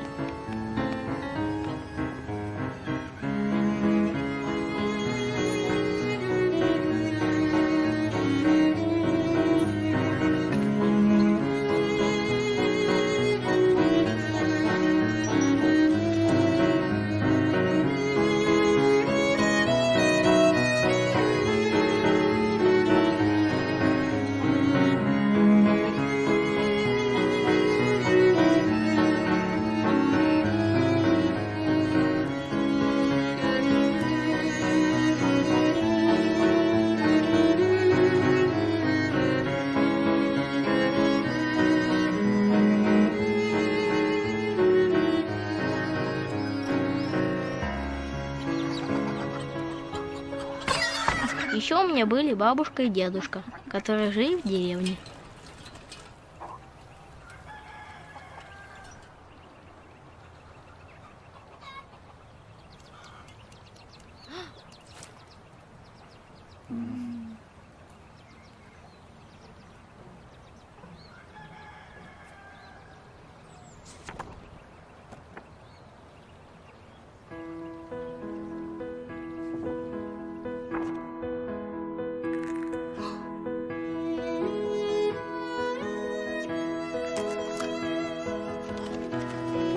Мама – их единственная дочка. Дети у бабушки получались крохотные. Настолько крохотные, что не могли прожить больше 1 дня. К счастью, маме повезло. Наверное, в тот день бабушка действительно постаралась.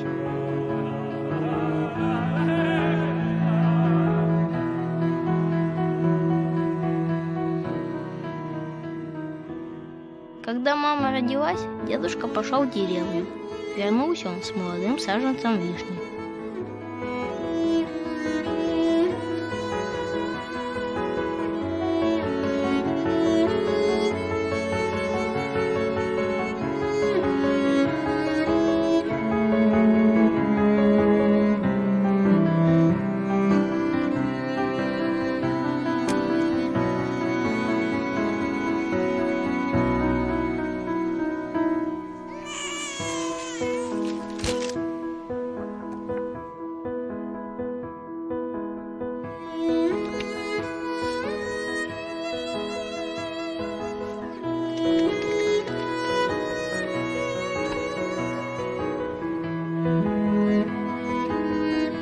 Мама и Вишня росли вместе и были членами одной семьи.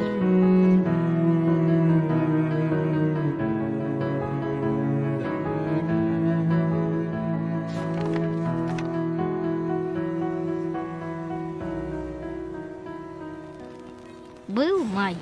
Мне исполнилось 5 лет. За столом есть все мы, кроме бабушки и дедушки. В тот день бабушке не здоровилась, так сказала мама.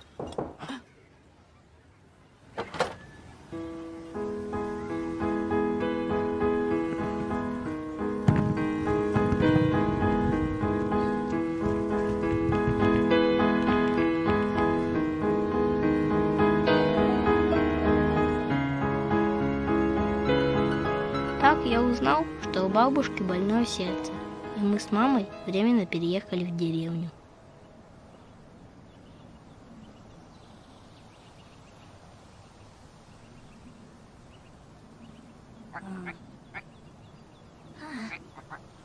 Бабушка очень любила гусыню. Не знаю почему, но она говорила, гуси куда умнее людей.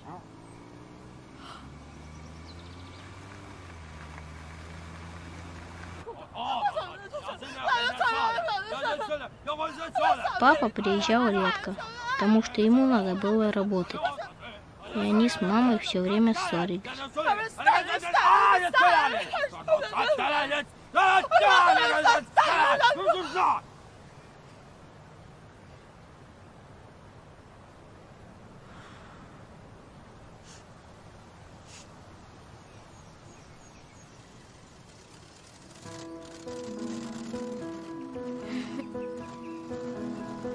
А вот дедушка с бабушкой, наоборот, стали еще больше любить друг друга.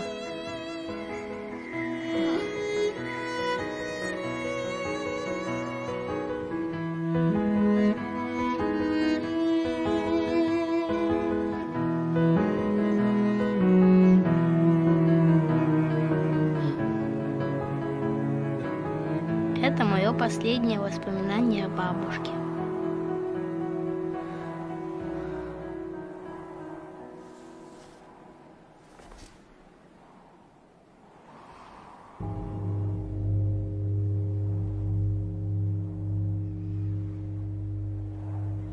Мне сказали, что умереть значит совершить длинное путешествие на небо без самолета, и что там нет места ни для гусей, ни для детей.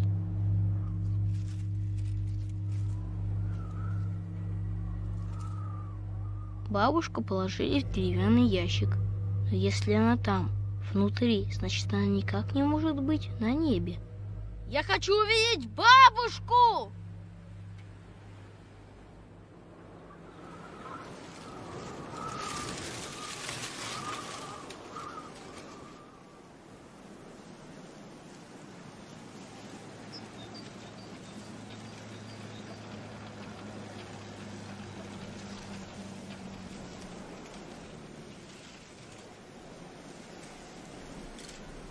Дедушка сказал, что она не совсем ушла и оставляет вместо себя гусыню.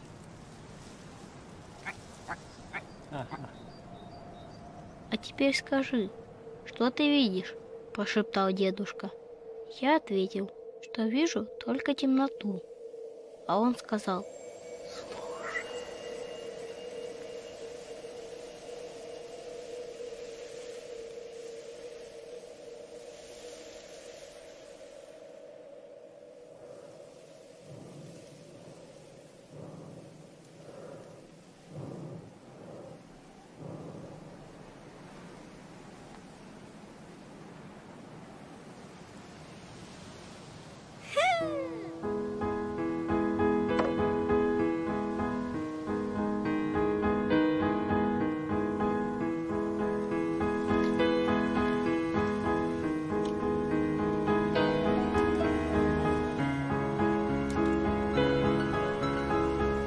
я все равно убежден, ты не умираешь, пока тебя кто-то любит, сказал дедушка.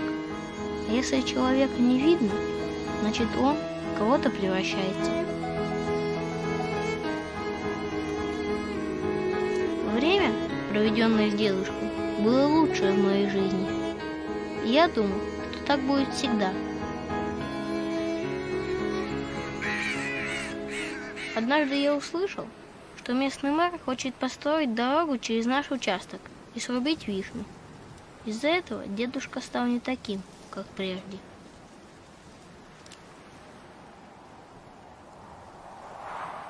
Он становился все тоньше и тоньше, а потом улетел. Дедушка умер 28 ноября. А уже в декабре приехал экскаватор, чтобы срубить вишню и сделать шоссе. Но это вишня дедушки, не рубите ее!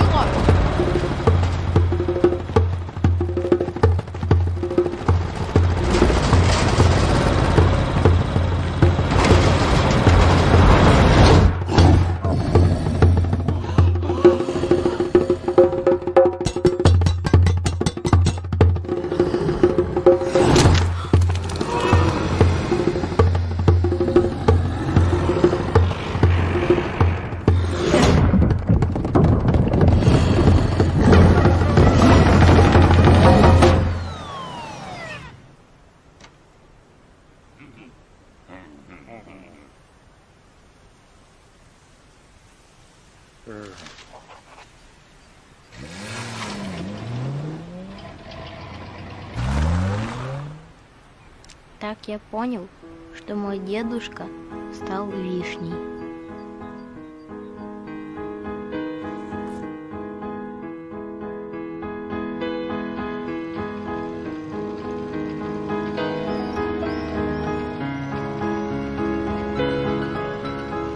В тот вечер папа остался, так и жил всегда с нами.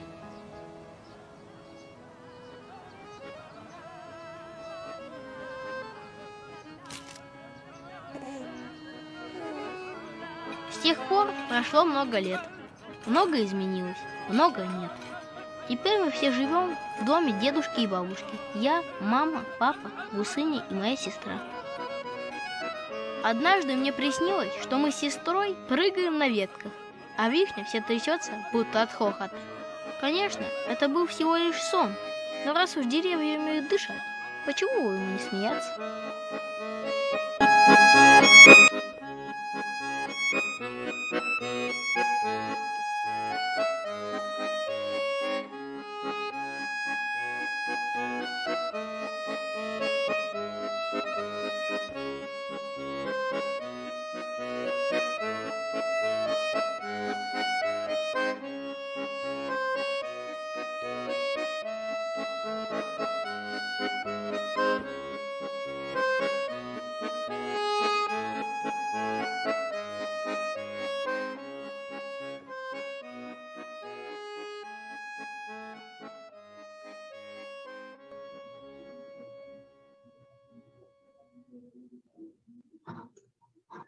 Okay.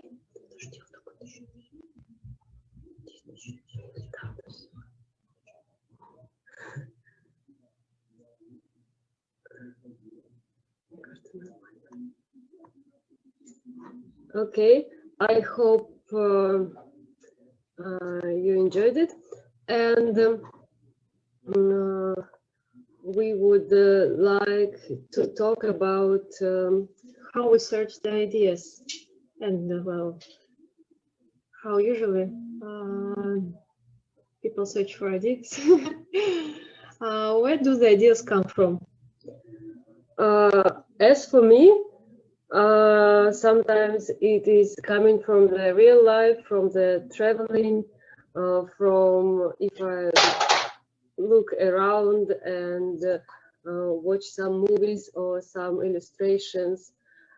That's why we want to suggest for you to carry a notepad with you to write down the best ideas that you will have in this right moment, maybe.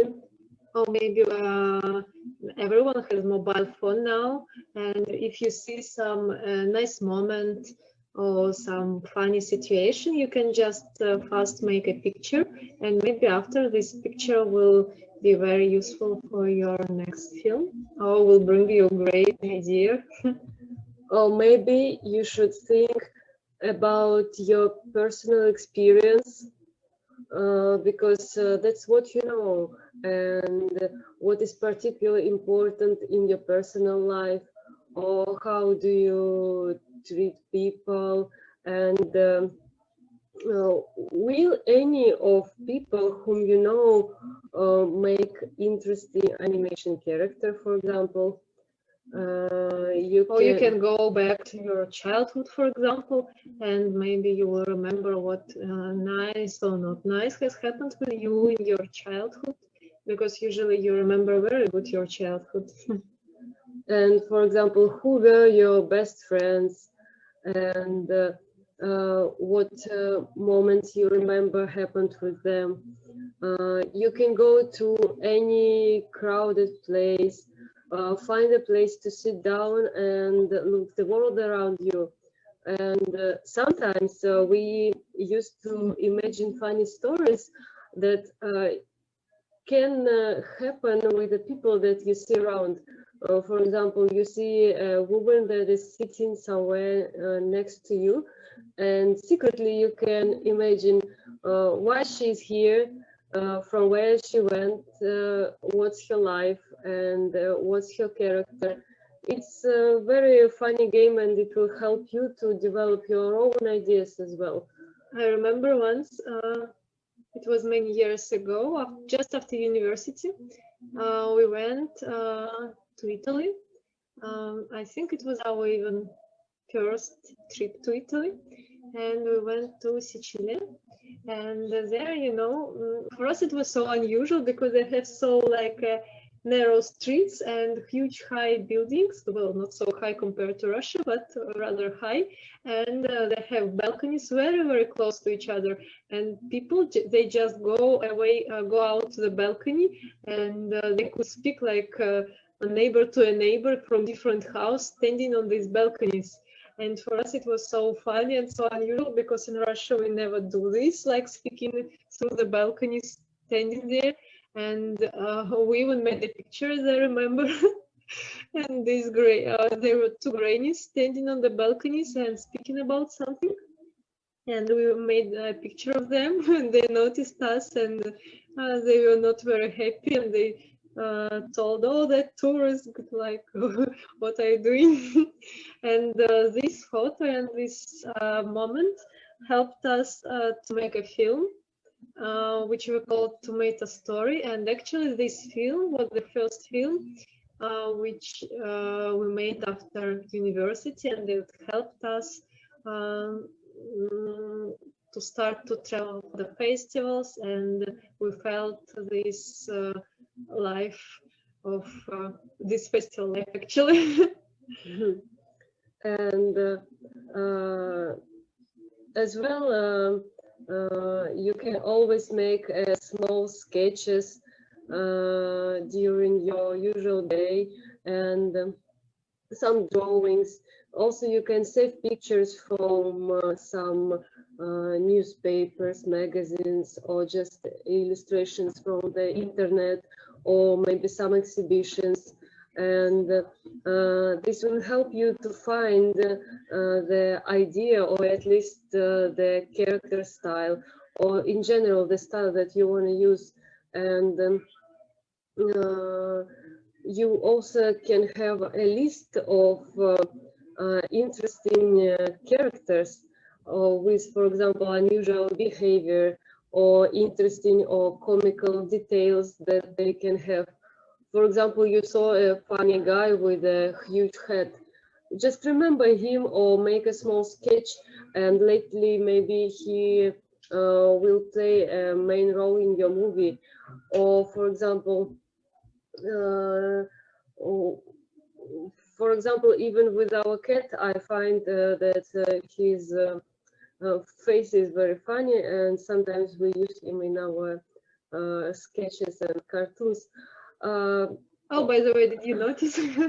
It's just our small secret that we put ourselves almost in all the films which we make.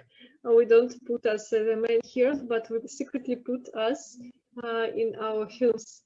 In Cherry Tree, we put us, and I will not say where, but maybe you have noticed in film with Papa, you also can find us. It's like a small signature that it was our film. And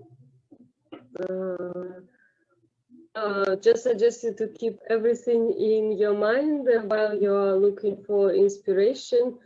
For example, you can even do some brainstorming with your friends, or tell these first ideas to someone, and probably this person will help you, saying that, oh, maybe it will be like that or like that. And lately you can develop your ideas into a beautiful story. And we can show maybe a tomato story. Yeah. Okay, we will show the tomato story cartoon. That was our first one after university, and the one that we suddenly saw on the street, and that helped us to start the animation as our profession, I would say.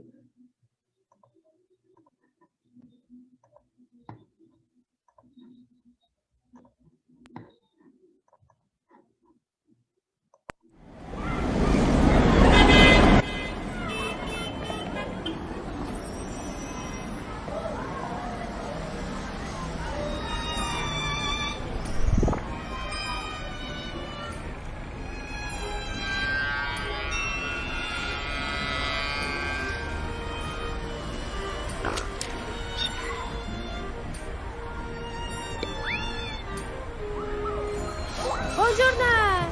Ciao.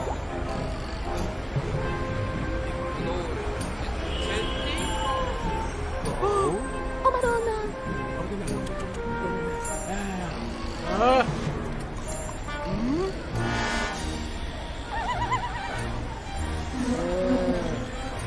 Pomodoro.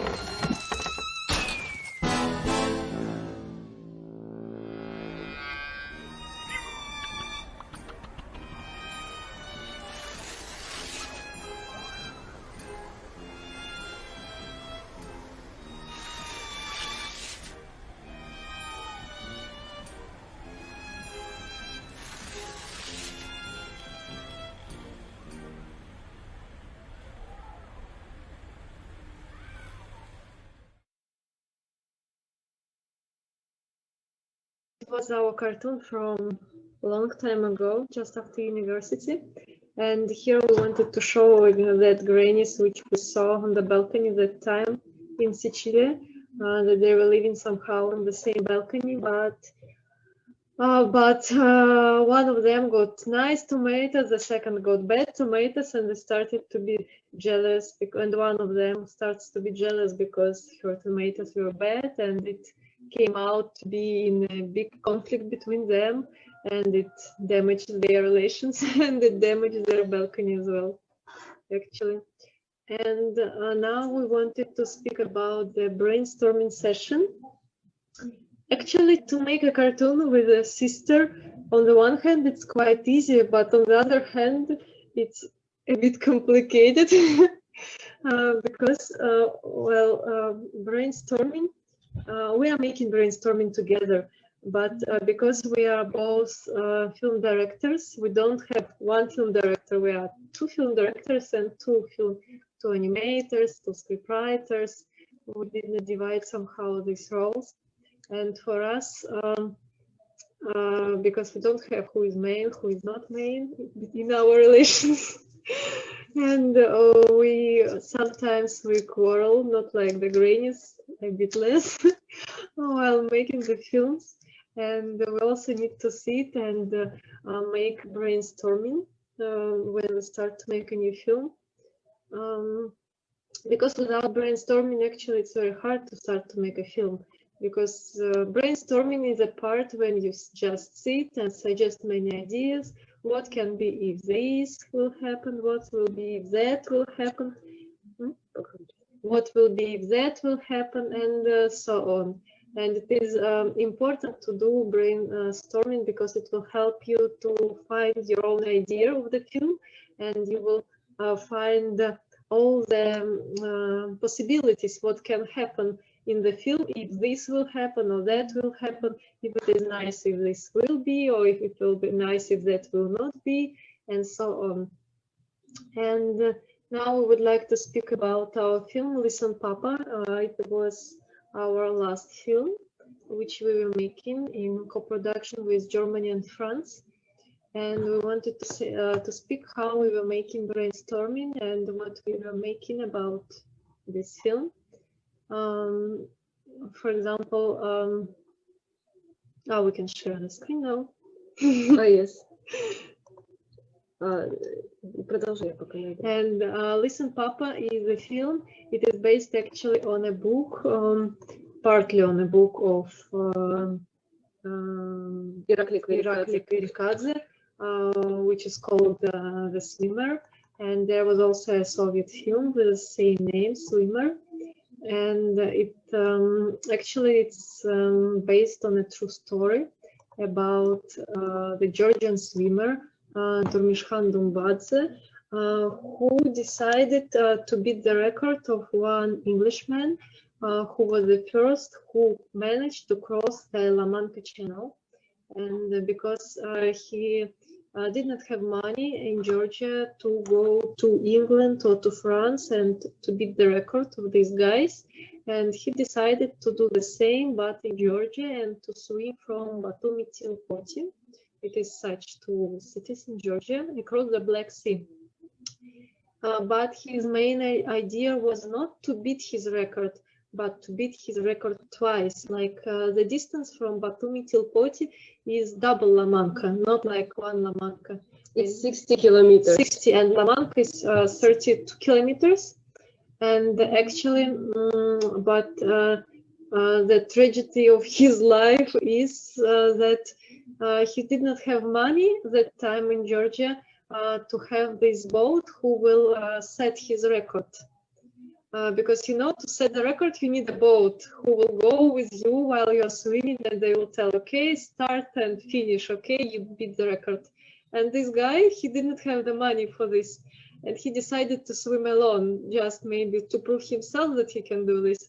And he did it. He swam from Batumi till Poti, But in the end, when he returned to his city in Poti, nobody believed him because in Batumi, nobody believed him because there was no boat who could prove that he set this record. And they told, "Oh no, you are a liar. You just start to swim and then you just left next village and went to us because nobody can do this."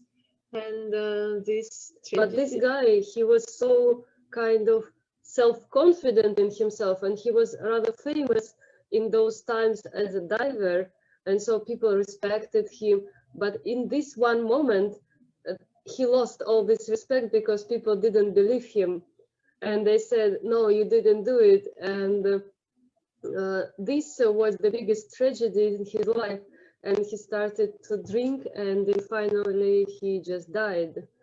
So this story this was a real story, and it was a documentary movie as well, and a book by Irakli Kvirikadze.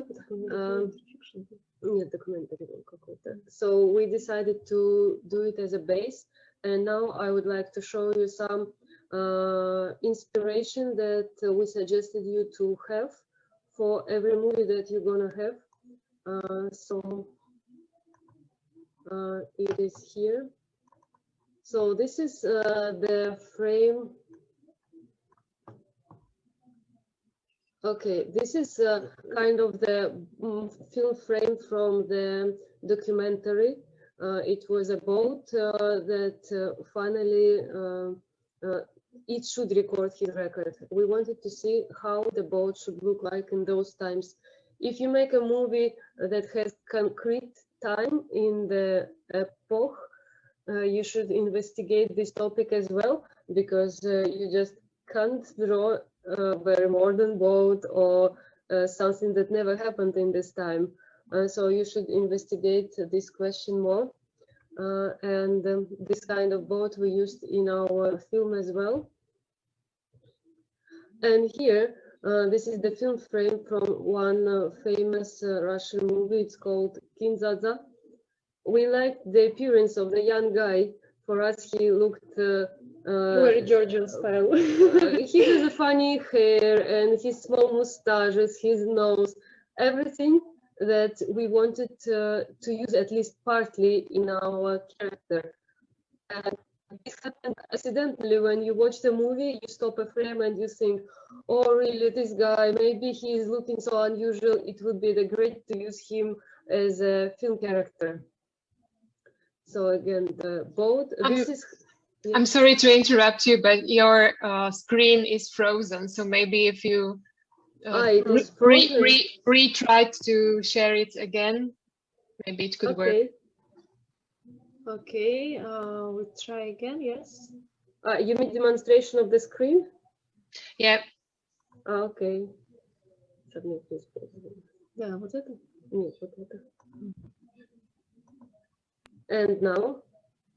Yes, now we can see it perfectly. Thank you.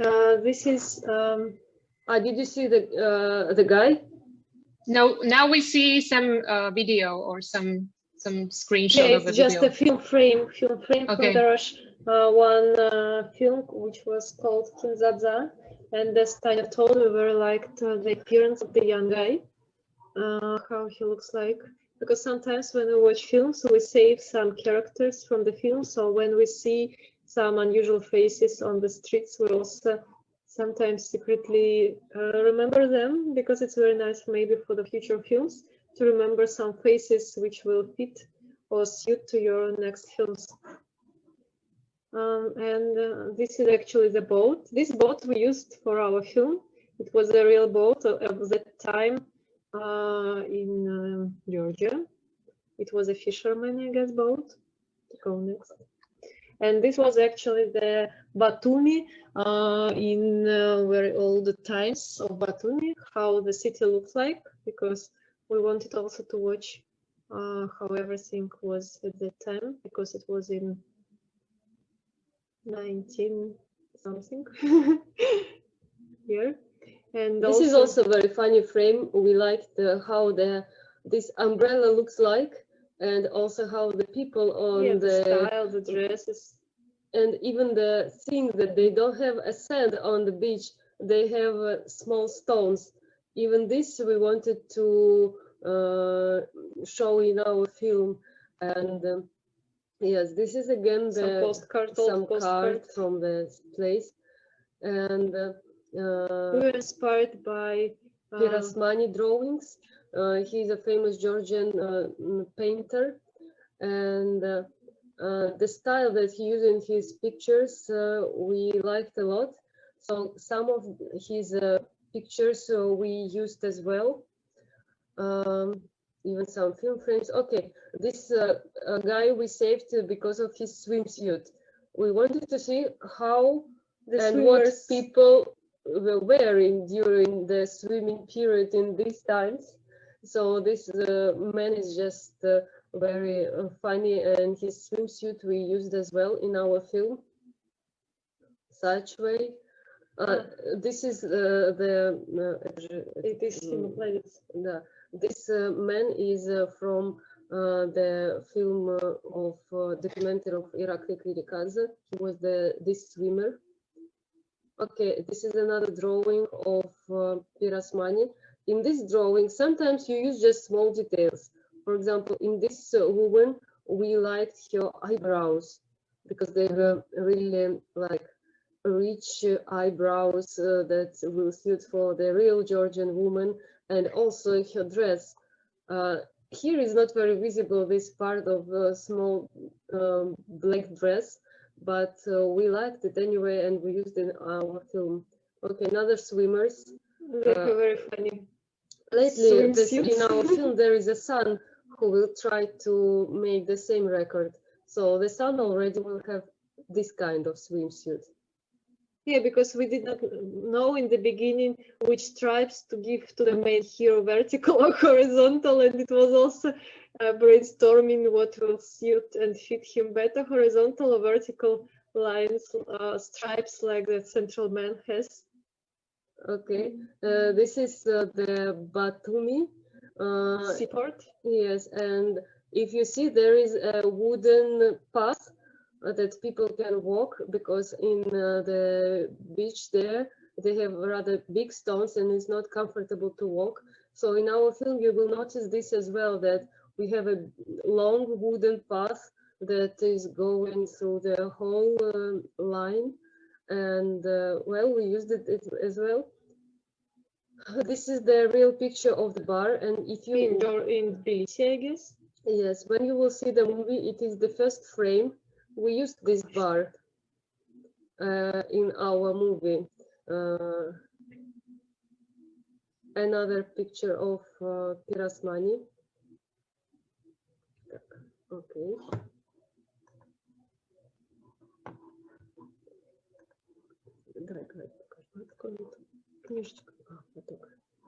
And also we were liked and we were inspired in this film by French photographers.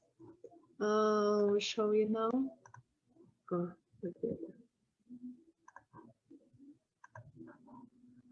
Cartier-Bresson, for example. They are very famous. Like here, we liked the way he's smoking this. We did not use this one, but somehow maybe for the future we will like this character. How he looks like, I don't know. Very French type. It's just for every movie we make the folder where you put all the pictures that inspire you and that can help you in your movie research. Maybe you will never use it, but try just to collect it. Yes. Sometimes it can be the pieces of music, some noises, some textures, some photography, everything that will help you. I'm sorry, girls, but we can only see the thumbnails of the photos again, so maybe. Okay. Okay, now we try again. Yeah.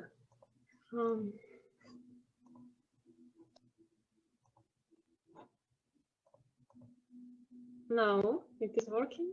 Okay. We're speaking about this guy that we never used him, just we liked how he looks like, his character.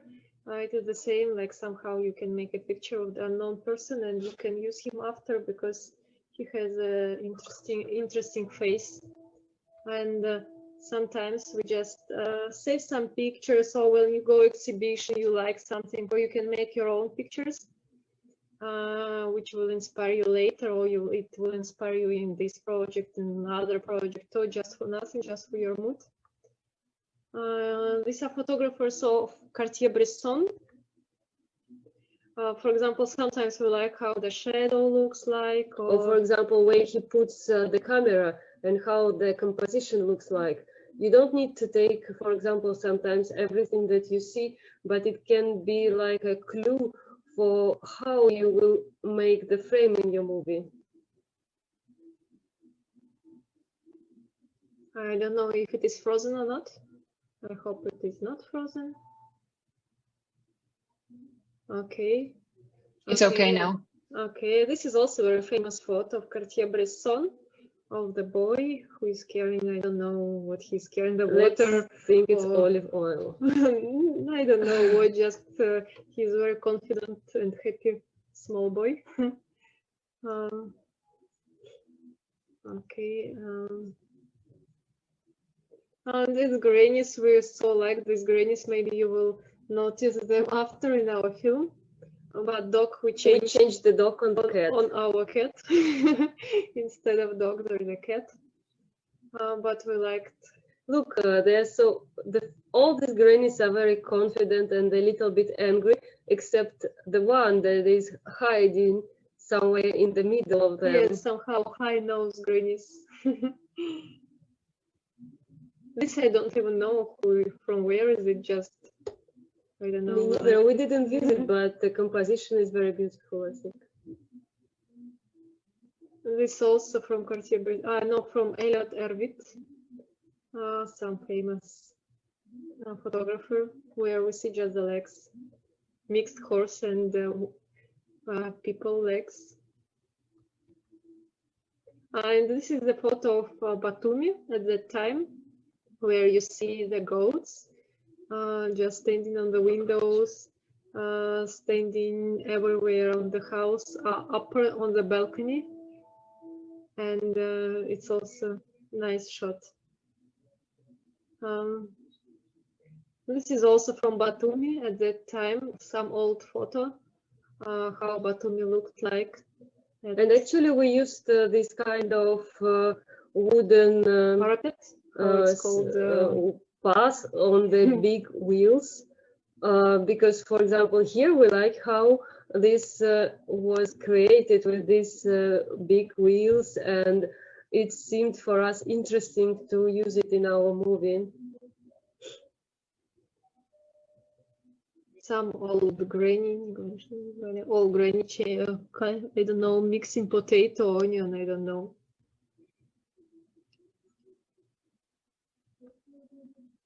So we have some such pictures which we just like for inspiration, which probably will help us in future.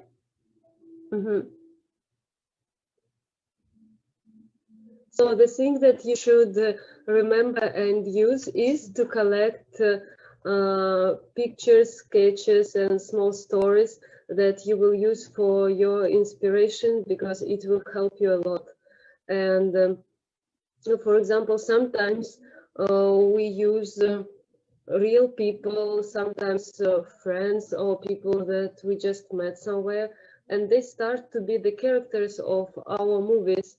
For example, no, we'll speak about characters later. Okay. Maybe we can now watch the film. No, because after we will speak about piston set, how we will search ideas, brainstorm, look for me, and so on. For example,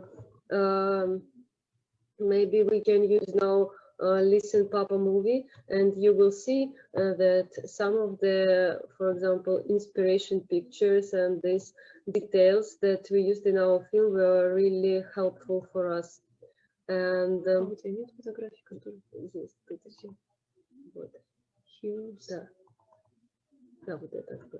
okay, now we will share the screen again.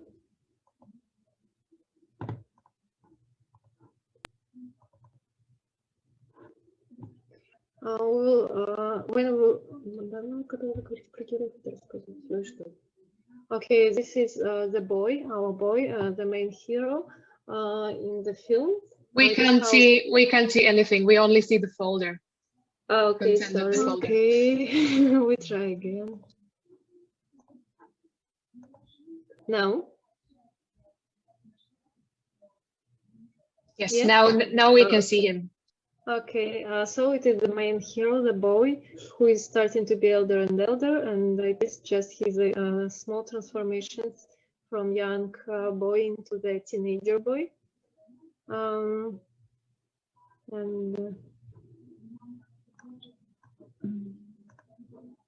Вот я нашла. And so, 1 second. Okay, and it is also the boy. From the beginning of the film, he is like this, how you see on the left. He's like 7, maybe 6, 5 years old. Yeah. And then it is his school age, and at the time he is around 20, I think, years old. If you can see the guy that is the last one, we showed you the picture that we liked from the movie. This guy with the curly hair and the small tiny mustaches that we liked in the character. So we tried to use it for our.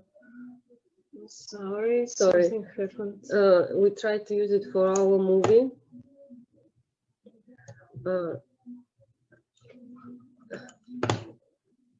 I'm sorry. Okay. So this is the character that we developed according to some inspiration that we showed for you. And okay, this is the boat. We showed it for you as well. The guy with a ship is traveling here now. He will help the main hero to make this swim. Okay, again, the main hero and the swimsuit that you saw before. It is some of his positions and some of his emotions. And the bride of the boy. Yes, the bride of the guy when he grew up. A grannies. It was just a sketch from the first time. Lately in the film you will see them. They're different a bit. Okay. And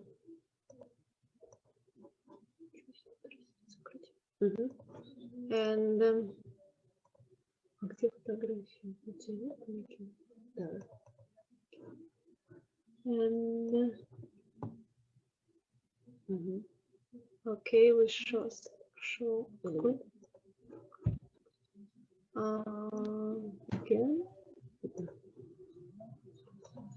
Okay, I hope you will see it. Just for example,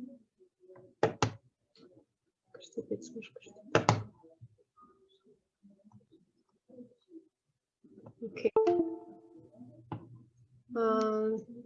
Sometimes when we don't know how to make some kind of a movement, we try ourselves this movement like this. For example, the boy.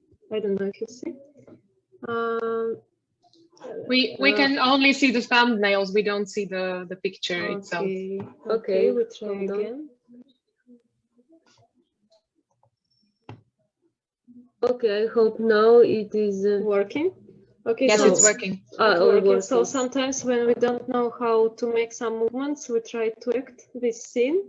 And for example, like here, when the boy is falling back, and then he's, you will see in the film how he's rolling, transforming, and so on. We're making it like this. And then, for example, these women, if you remember, they start to be part of our film as well. And background is we took from the photo of our travel to Georgia. They had such old houses in Georgia, and we went to Georgia to make some photos to put them after in our film. And these guys, we liked how they were dressing. in a funny way. I think we did not use them, just we found it is funny. Maybe we'll use it after for some film. I don't know.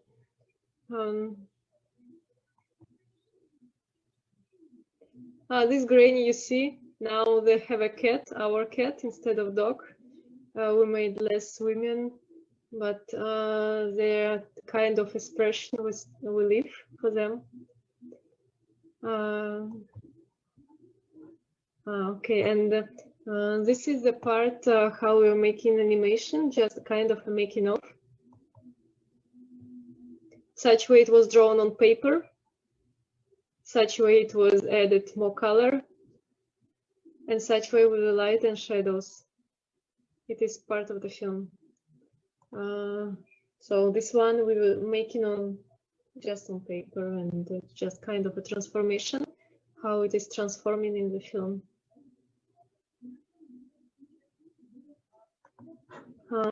So next one, I did the same. It was our father. It was drawing on paper like this, and after you see how he's transforming in the film. Like this was drawing on paper animation. This already colored and with a background. And this already with the light, shadows, and movements of some spark structures. It was a final scene of the film. So it's not the final. Final. Mm.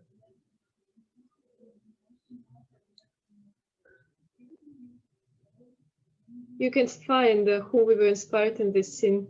It is, I guess, it is easy to understand. The cubism, and because the father started to drink.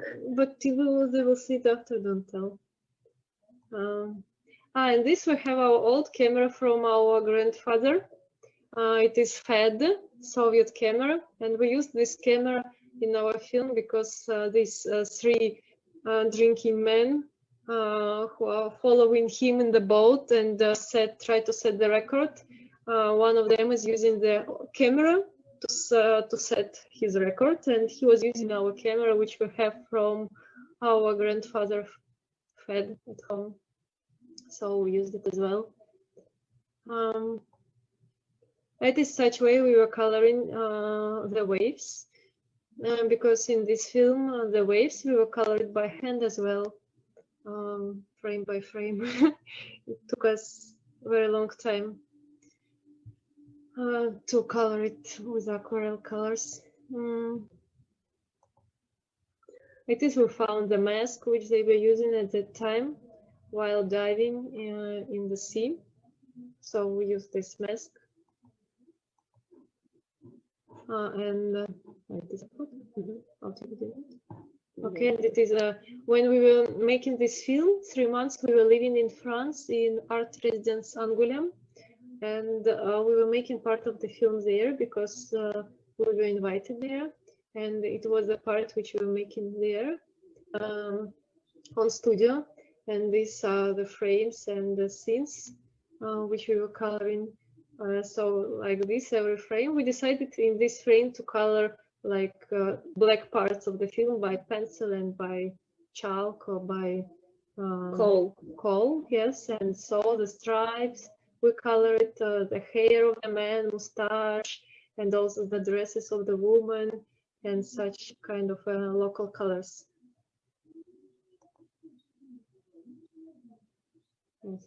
Okay, this is some drawings.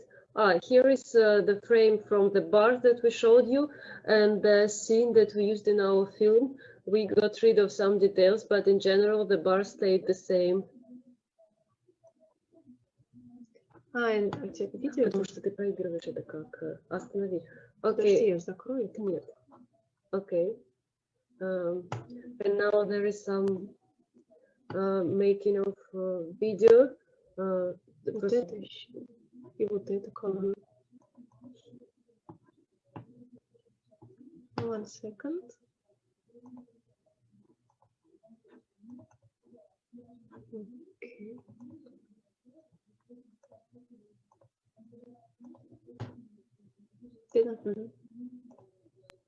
It is a process we were making, how we were coloring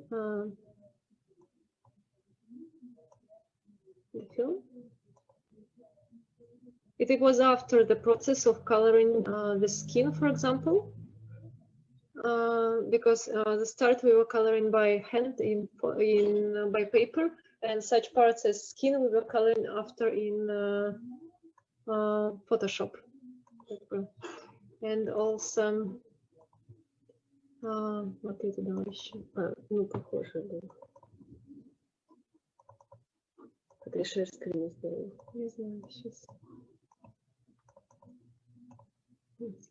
Okay, like this. It was also part of the scene. This was made on paper. Then the colors, we add the colors in Photoshop. Then we add the background, the sand, the water, and in the end you see how the scene looks like after all transformations.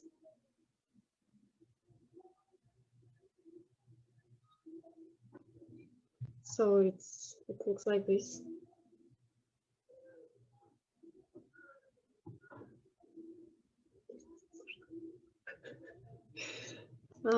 Okay. And also. Нет, вот это сказала. Ну, это потом. Почему? Когда простой подкаст.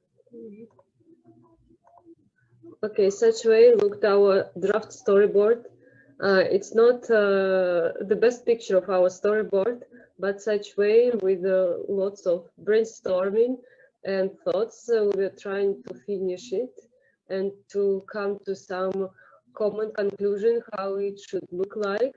So, because we were drawing it sometimes in train, sometimes in the village, sometimes at home, in cafe, in bars, everywhere we had the time and the desire to draw something, we were drawing it, and that's why it's looking like a bit of a mess. It's looking a little bit rough, but I like this old storyboard because you can see the process of animation and the process of storyboard.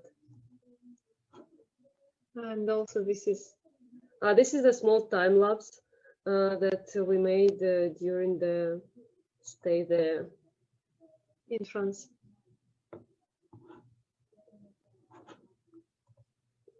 We even went to a school where there is a school of Georgian dance because we wanted to use the Georgian music as well, and we were thinking about the dance as well. So we went to see how the young boys are dancing.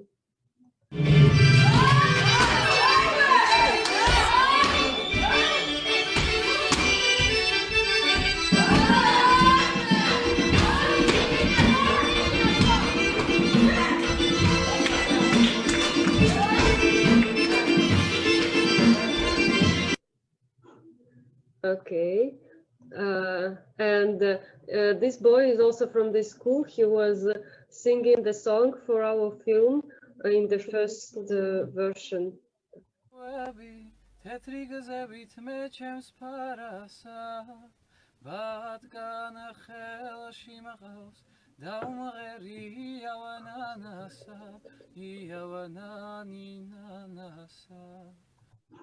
I don't know. I hope you hear the sound. I'm not sure. Okay. Yeah. And it was the last man who finally made a background song to our film. There was a group of such men, and he was one of them. There were 3 men.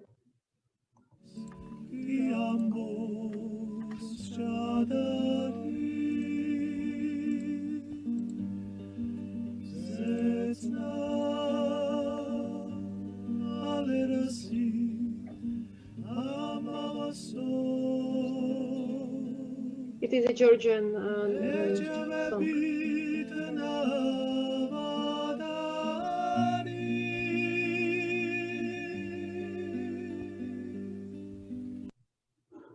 Okay, we just wanted to show that in our film the Georgian language.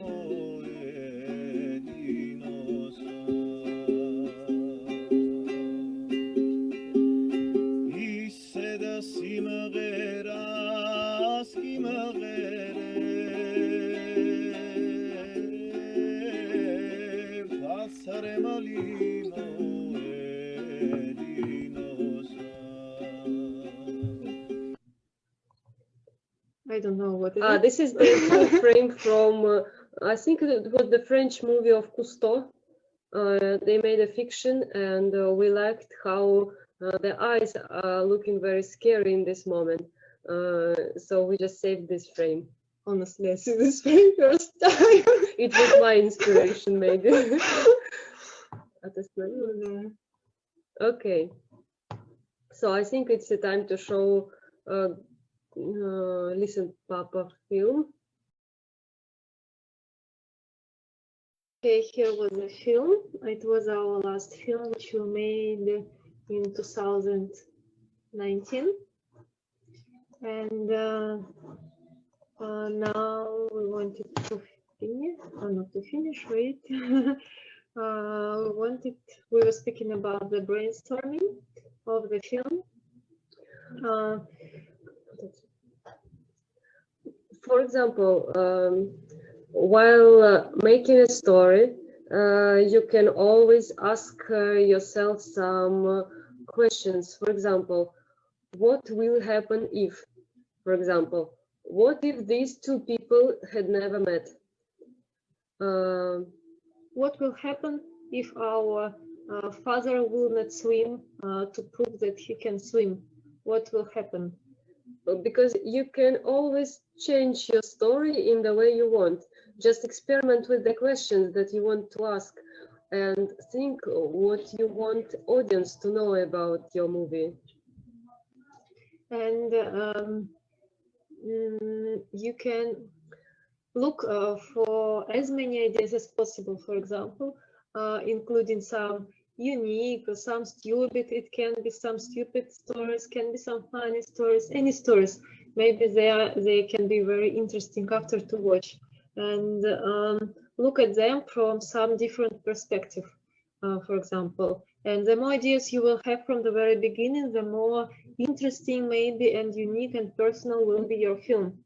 Just you always need to have a brainstorming. Maybe if you don't have a sister or a brother with whom you are making the film, you can brainstorm with your producer, with your friends, or if you have a story, you can give it to your friend to read and ask what do you think about it, or something like this. Another option to make a movie is to find a story. We did this with My Grandfather Was a Cherry Tree and Listen Papa. Both of them are based on stories, and in that case you have to buy the rights of the story, but that's another option that you can do. Or you can just find a list of very classic stories. For example, many experts believe that there is only a limited number of plots, and all these stories are based on them. For example, like Cinderella story. Others believe that all the plots can be made, can be divided into three: man against God or nature, man against man, and man against himself. So just these three, and all the stories can be based on them. So upgrade your old stories, place your own characters, and since stories usually grow out from the character personality, a new character can change the story absolutely and completely. Each character has its own system of values, motivation, relationships, which determine the decision they make. Move the story to another place or time, or twist it in an unexpected way. For example, teachers of writings have always advised their students to write about what they particularly was particularly close for them.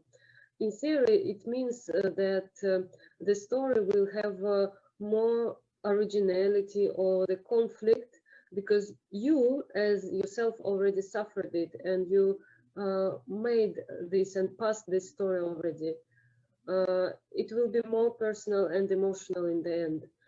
And I agree that the best ideas are those that are interested to you personally, which you yourself would like to explore deeper and longer. And before, for example, making your own characters who will be in your film, you need to answer some questions. For example, what's the name of the person, if it has a name? Maybe it is a dog, or maybe it's a rabbit or a turtle, which doesn't have actually a name, but usually for a long feature films, they all have names. For example, gender, male, female, or any other gender. Also age, because age is also important, because age is will influence the character of the person, his attitude to the people, and his emotions as well. Also his appearance, how this person will look like, or maybe animal, if he will be big, small, skinny, high, all his feature of appearance. And also his movement, because in animation, movement is very important. Even if you draw the movements of his walk, of how the person walk, how he's running, how he's moving, it's like an actor in feature films. In movement, here you decide how he's moving.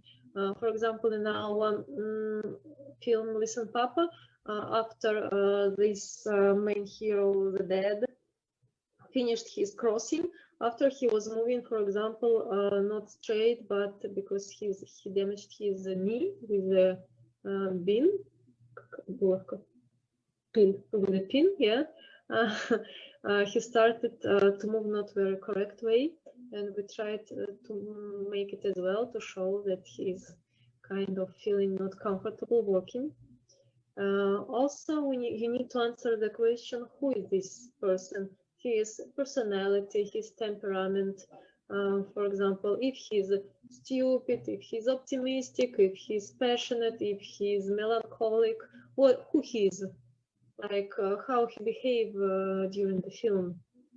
Also, for example, his habits, if he has some bad habits, good habits, his weakness, I don't know, he's weak for, I don't know, for ice cream maybe. Oh, he's weak for some other things in his life, and maybe he has some huge secret. Like, for example, in our new film, which we will tell about later, like the main character has some big secret which he is always inside him during all his life, and because of this secret he's suffering much. And also maybe for example, what is your character afraid of? I don't know, maybe he's afraid of dogs, or afraid of, or maybe what he is ashamed of. Maybe, yes. And what, for example, he feels towards people, what's the attitude of people towards him, and what is the main goal of your character. And this all will help to understand, for example, how to build this character. And will your character have difficulty to overcome the circumstances and dramatic situation in your movies, and or will your character have to make a difficult choice, for example, in your film, or what is important for your character, what's his values, and actually also how the hero changes during the film, because the hero can't stay the same during all the film. In the beginning he's one hero, and in the end of the film he's other one. Like in, for example, again, like in our film Listen Papa, in the beginning the boy, he was he was trusting his father. He believed that his father made this record. He said this record, but then he started to hesitate.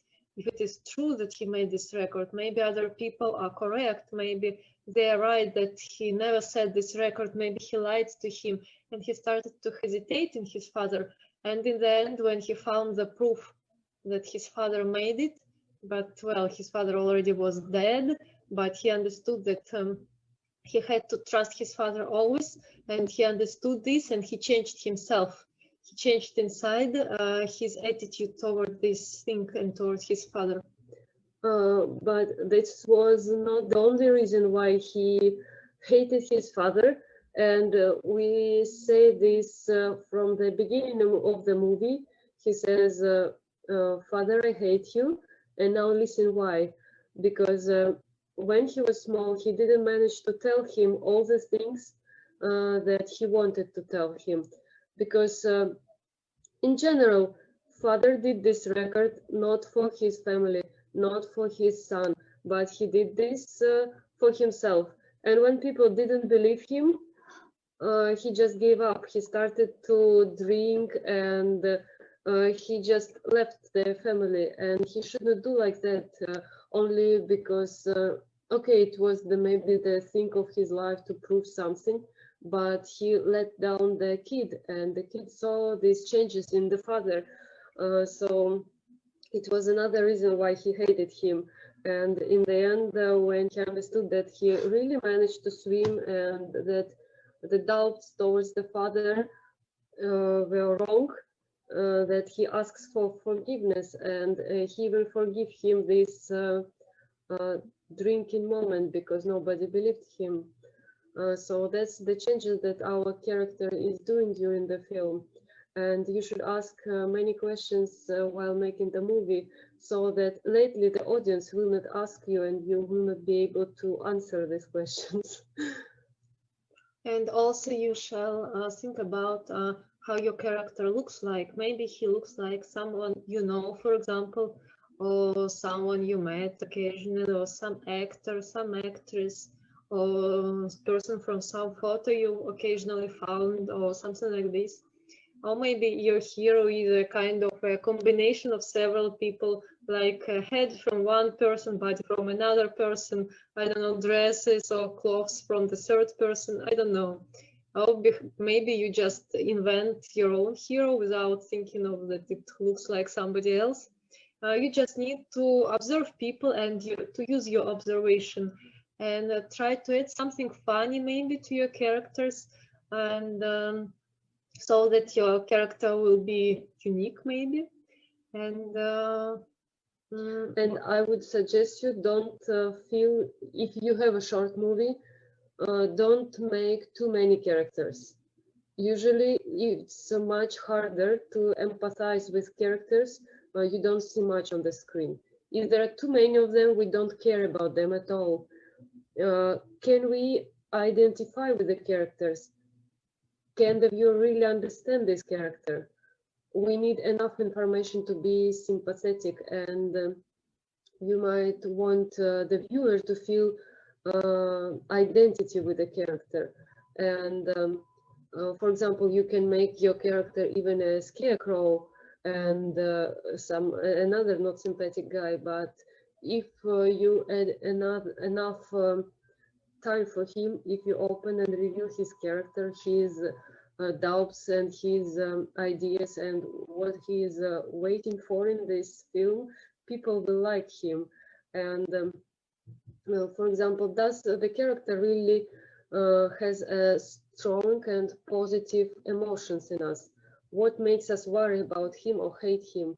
You should always think about that. If there will be many characters, for example, in our film, My Grandfather Was a Cherry Tree, it was based on a book, and in the book there were way more characters. There were another grandmother and another grandfather. There were a dog. There was a dog as well, and there was a fireman and another places. But we decided to get rid of all these characters because they make story too complicated. It's like a tree with the branches. If you start to follow all these branches, you lost the main idea. Reduce the story to the main idea. Don't make it too complicated for people. And people will enjoy your characters and they will understand the story. And now we would like to show some screen. Where is it? Вот тут снизу. Okay, we lost the chat. Okay. Где наш workshop? Вот, наверное. А вот Heroes. здесь. Нет, Heroes. Вот здесь. Вот, согласна? Mhm. Okay, this is the main question that we mentioned. Нет, пусти это. Нет, вот здесь вот. Okay. characters. These are our research for the father in our film My Grandfather Was a Cherry Tree.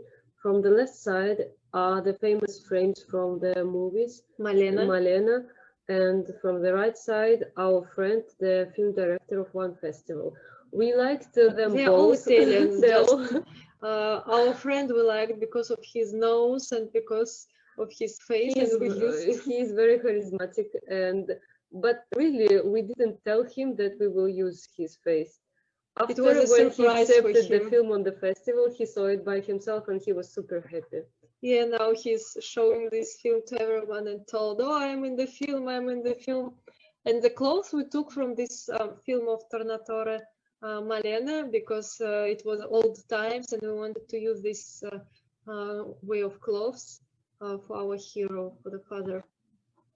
And the granny we took from our granny.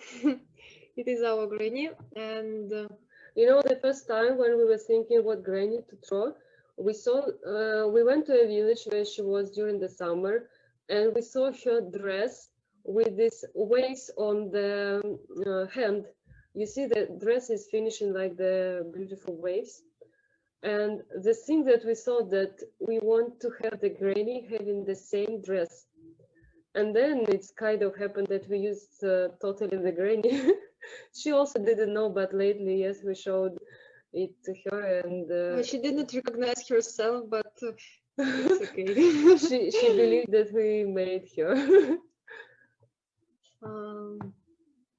And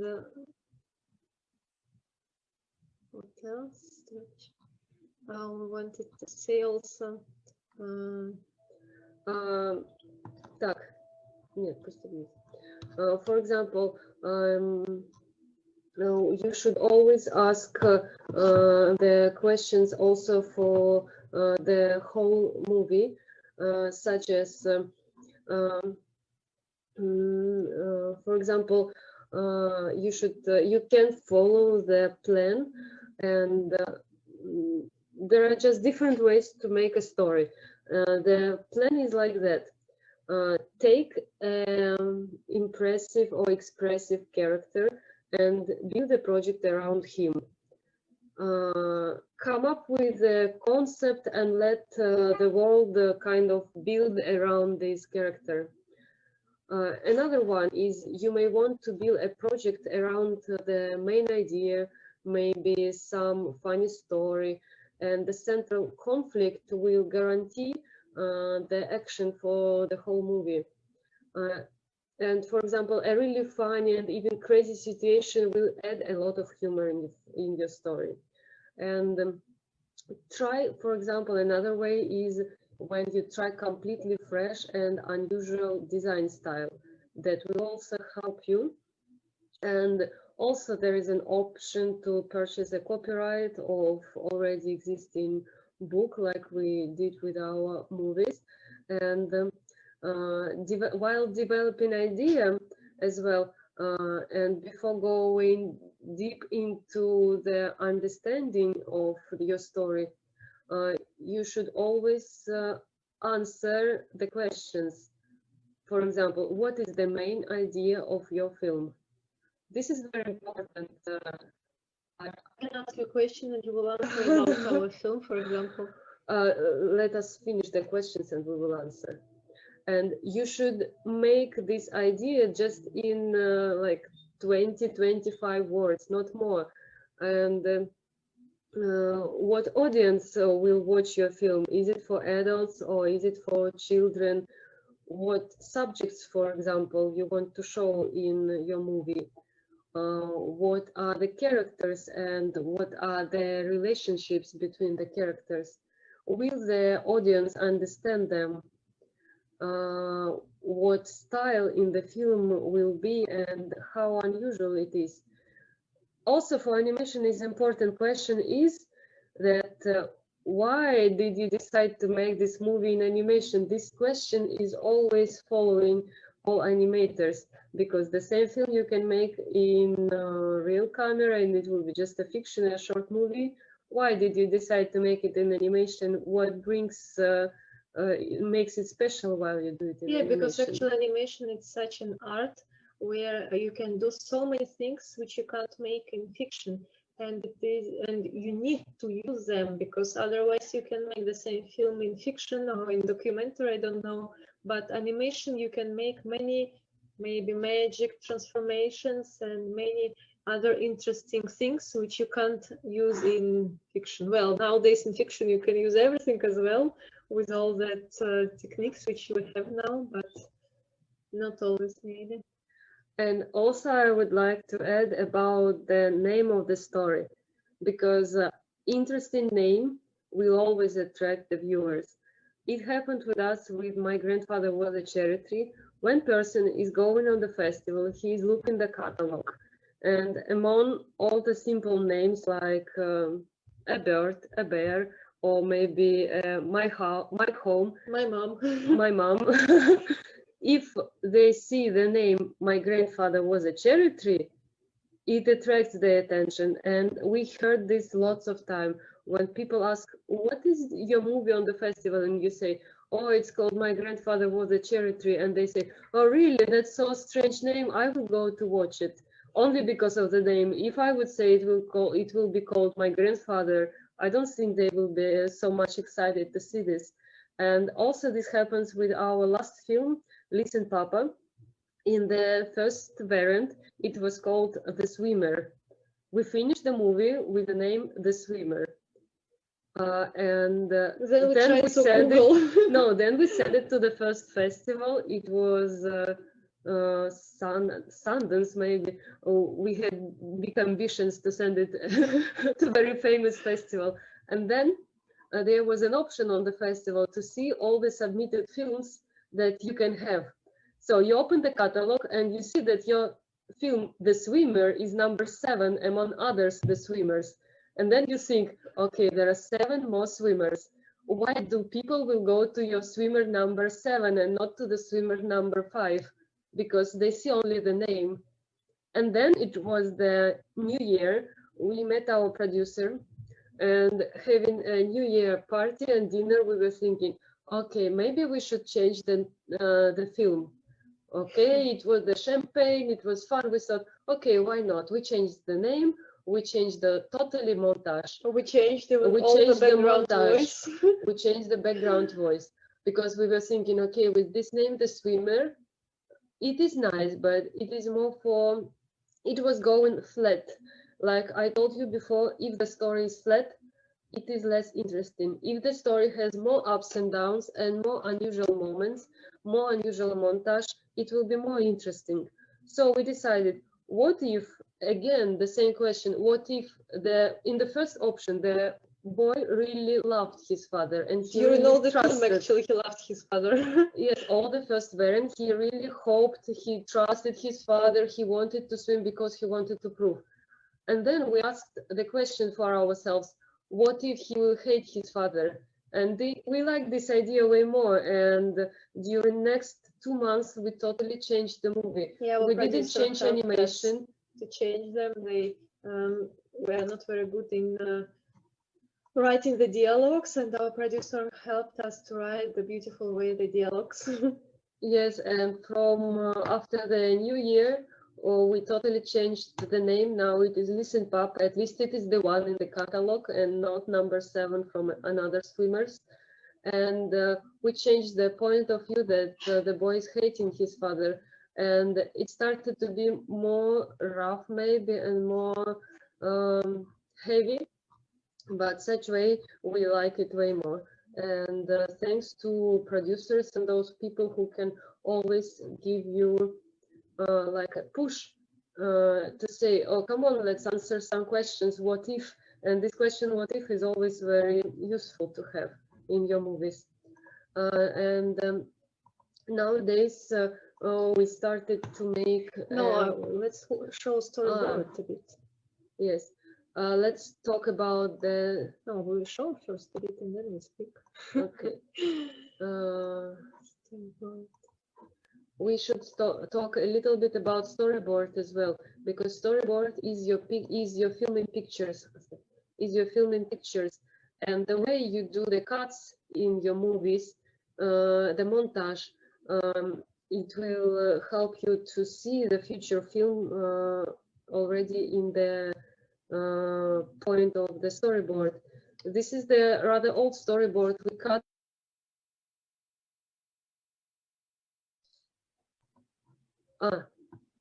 Maybe there is no sound. And do you hear us? Yeah. Do you hear us? We can okay. hear you. We can hear you, but we can't Okay. see the pictures. Okay.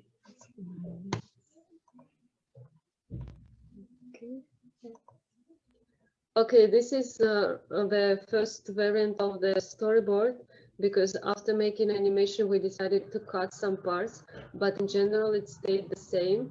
So the storyboard is very important. And okay, we cut the part with the egg and some other details because we wanted to make a film a little bit shorter. This is how we made the storyboard. And from the pictures, you can use different design for the storyboard. You can make pictures in another order, or you can write down in another way. But this is how it works. And maybe we can speak about how what we're making now. Покажи вопросы, которые мы писали, ответы. No, no, no. Yes.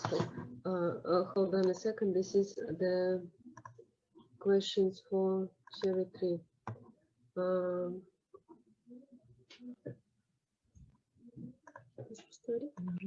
Вот. For example, Мы еще не делаем share screen. Нет, зачем? Нет. Hold on a second. Okay. Do you remember the questions that I suggested you to ask? These are some answers for the questions for our my grandfather was a cherry tree. If you try and you can answer for your future films as well. And for example, the main idea is that life is stronger than the death, and it's also a film about unusual grandfather who could listen to the trees breathing and believe that a person can't die if somebody loves him. Actually, this sentence, person can't die if somebody loves him, I think the main sentence of our film. And the main subject of our film is that love is stronger than death. For example, who is the main hero of the film is Tanina. Tanina is a small boy who lives in a city with his mom and dad, but life in the village is way more interesting for him because his grandfather teaches him many things, to love nature, to believe that it is alive and trees can breathe. And what Tanina wants, he wants to live in the village together with his grandparents. And after the death of them, he wants to save the cherry tree because he believes that our grandfather transformed into a cherry tree. And during the film, he's also changing. In the beginning, he's not confident boy, but in the end, he kind of saved the cherry tree. He struggled with a huge machine who seemed like a monster, and in the big end of the film he started to be brave. So in the beginning of the film he's shy and afraid of the chickens and so on, but in the end he's a brave little boy. And so you can answer actually all the questions such way if you watch the films, your films or some other films, you can answer them. I don't know how much time we have. We can speak maybe a bit about open the small secrets about our new film, or we can also speak about the storyboards. I don't know how much time do we have more. Okay, let's talk a little bit about our new film. Actually, long time ago, we were dreaming to make a film about twins. we didn't want to make actual film about us because it's too obvious and it's yeah. not that interesting. Yeah, because our childhood was happy and well, we had many funny stories being twins in kindergarten and so on. And but we wanted to make some dramatic story about the twins, and we found some interesting stories about some tribes in Siberia, in Sakhalin. There are living still some tribes called Nivhi, and they were shamanism. They had this religion called shamanism, yeah. when people believed in the gods of nature, in the god of ocean, the god of tree, sea, and so on. And so we show you now some of our research about this new film. We are still searching for the final style, and we still are in brainstorming with our producers how to finish the story. So these are the pictures of these tribes that were living in. They are still living. Well, they're still living in Yakutia. It's the very northern part of Siberia, and I don't know if you see it or it is again freezing. Wait, I'll try again. Okay. Okay, this is the tribes in Sakhalin, these people. And these are these people, Nivh, who are living there. And so we just now, in the search of inspiration, we find all pictures, some things from museums, and we try to understand how they were living, what they are doing, in what they were believing, and so on. How they were making the rituals, what did they do during their life, and how they were dressed, what did they eat. Also, we were inspired by the dance during the rituals, so we were investigating the dances as well. Also, this strange movement that may seem strange for the audience, but we decided that during the ritual, it will not be just a beautiful dance, it will be strange, scary dancing. And it will be about twins. Yes, Adarshi. Okay, there are some pictures as well.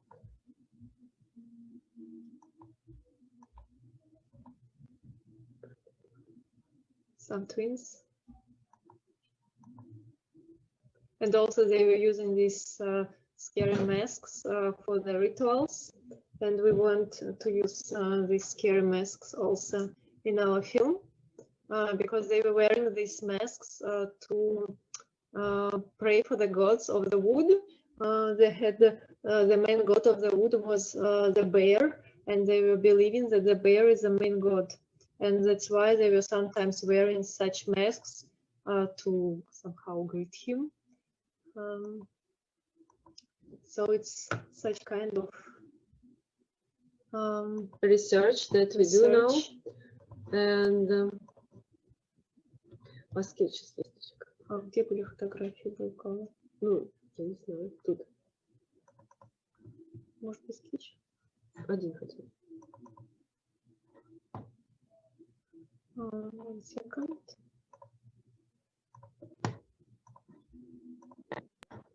Okay, we did some sketches. It's not yet the final style, it's just searching for inspiration and some search for the style that will be in the movie.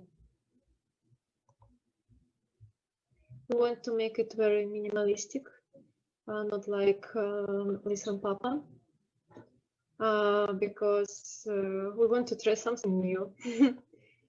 And it will not be for the kids, it will be more adult. For the adults, maybe 18 plus.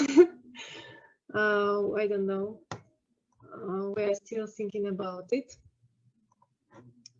And also, in the closer to the end, I would like to say that every movie, even if it is sad, even if it is not very happy, it should give you the hope in the end. In university, they were always teaching us, for example, imagine that you are going from a hard job and you decided to go to a cinema, and you have, as a person, you have already lots of problems, and you don't want to see also lots of problems without fun and without any hope on the screen as well. Such way you will feel even worse after. So if your movie has a tragical story or something like that, make the hope in the end, so that the people will see the exit and they will be more motivated and more cheerful after. And I think every story should give you some thoughts after. And I think if after our movie, people or the audience after the screening will remember your movie at least for, I don't know, half an hour, or they will discuss it with their neighbors. Oh, look, did you see that? I hope they enjoyed it and it will stay in their memories, and means that we did a good job. And also, while making storyboard, for example, we don't make the storyboard from the beginning till the end. Just try to sit and think, what would you like to make in your film? For example, maybe just because we are making the film together, we try to make like parts by parts, like from the very beginning, I know that I want to have this scene, like the way he's jumping in the water, for example. And I tell that I want this scene. And for example, my sister, she has another view for some other parts.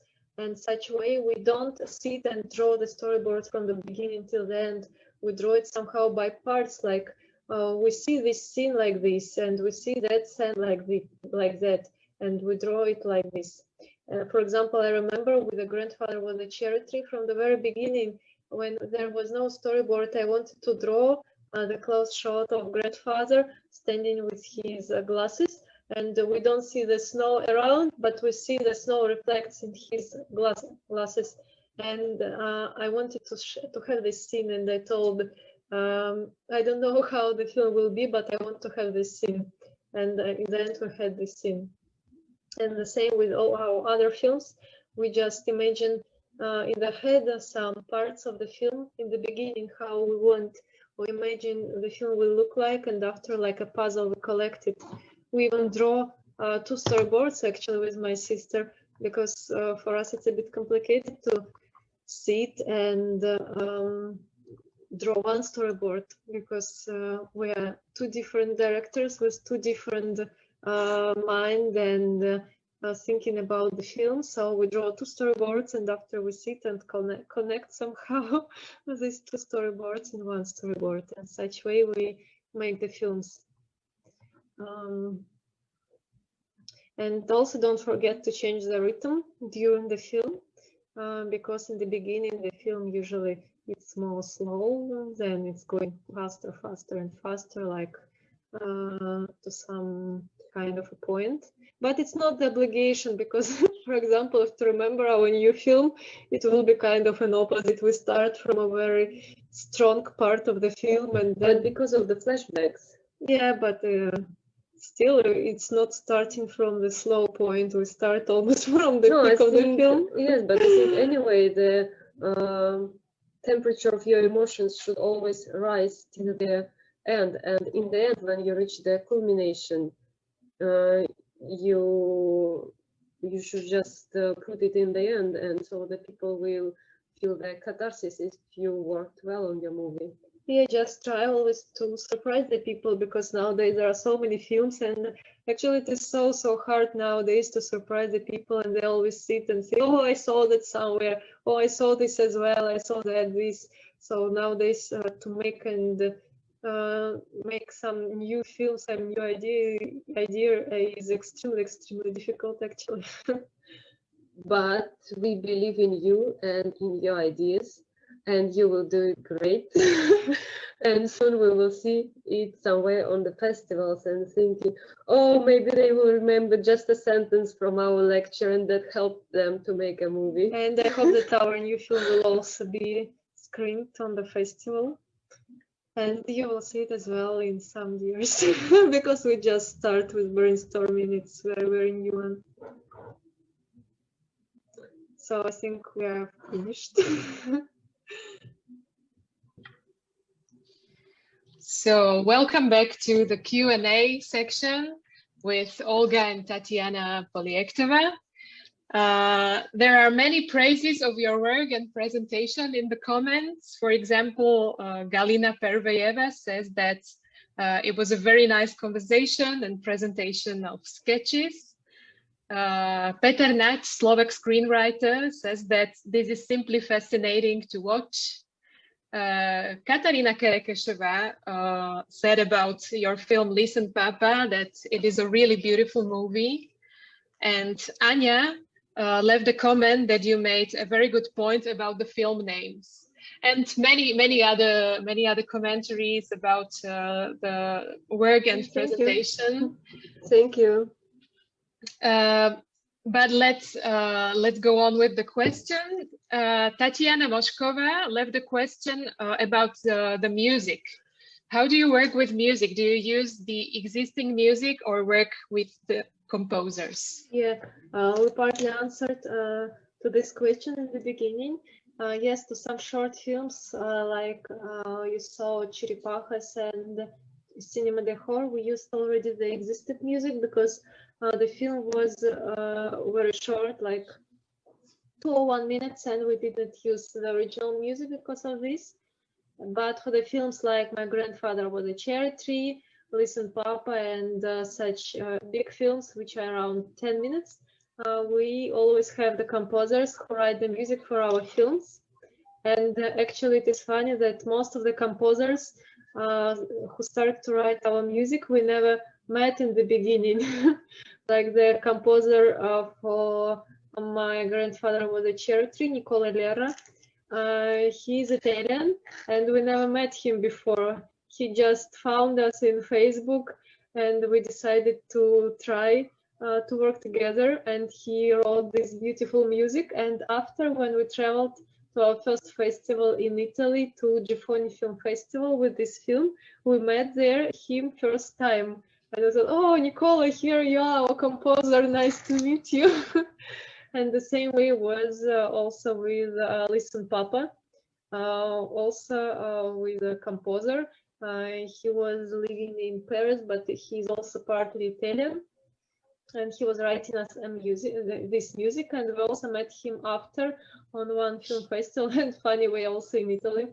And I don't know now who will be the composer for our new film. We didn't decide still, but it is always very interesting to work with composers, and we used also sometimes to give them the mood, how we would like to see the music. Because sometimes we save some small extract of the music, sometimes we'll hear something on the streets which we record, and after, to help them to understand which kind of mood we want, we show them these small parts of the music and say that we want something like this, we want this mood, we want this instrument. But of course, we leave them freedom, because same way like we are directors for the movie, they're directors for the music, and it's up to them to choose and to write the music, because I think it's important that they will put their inspiration and their heart and soul into the music. So we can just say that it's for inspiration, but writing the music, it's up to them, and we're happy when our thoughts and ideas are going same way, and they're doing a great job. Yeah, we try not to interrupt them, because they are main. When we choose the composer, we decide that now you're the main person for the music and you decide how the music will be. We just try to give some way of thinking maybe, but And just some parts where the music should be, for example, the scene number, from this moment till this moment, there should be the music. And from this moment till this moment, there should be the music. All the rest, we give them freedom. yeah. Okay, thanks very much for responding the first question. The next question is from Tomáš Danaj, Festival Director of the Biennial of Animation Bratislava. He says, "Hi girls, my question is, why do you tend to pick a child as a main protagonist of your movies? Is there any particular reason?" Because, for example, in the Hi, film, Tomáš. in the film My Grandfather Was a Cherry Tree, the main idea was to show the attitude of the boy towards the death and so on, his naive ideas and thoughts. And that's why we made him the main character, because for him, he doesn't see the death how the adults see the death. For him, death, it's like an adventure to the sky where there is no way to the goose and to the children. And we found it is very naive and very cute, such kind And of also idea. sincere, because children Yeah. are always sincere. Yeah, they think that it is just a travel to the sky. And that's why we made him the main character, not the other heroes, not the father, not the mother. And also because it is the movie for the children.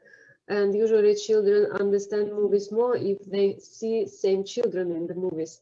So we see the movie from the eyes of a boy also in this purpose. Yeah, and Okay. actually, Listen Papa, it is also the main hero was in the beginning the boy. Well, actually the background voice, in the beginning we wanted that background voice will be told by adult men already, like his son who grew up and still have this letter to his father. And we tried even the background voice of one actor here in St. Petersburg, but then we understood that it is not working with an actor of the man, old man, because sometimes he's like when he's still, "I hate you, Papa," and something like this. From the adult man, it was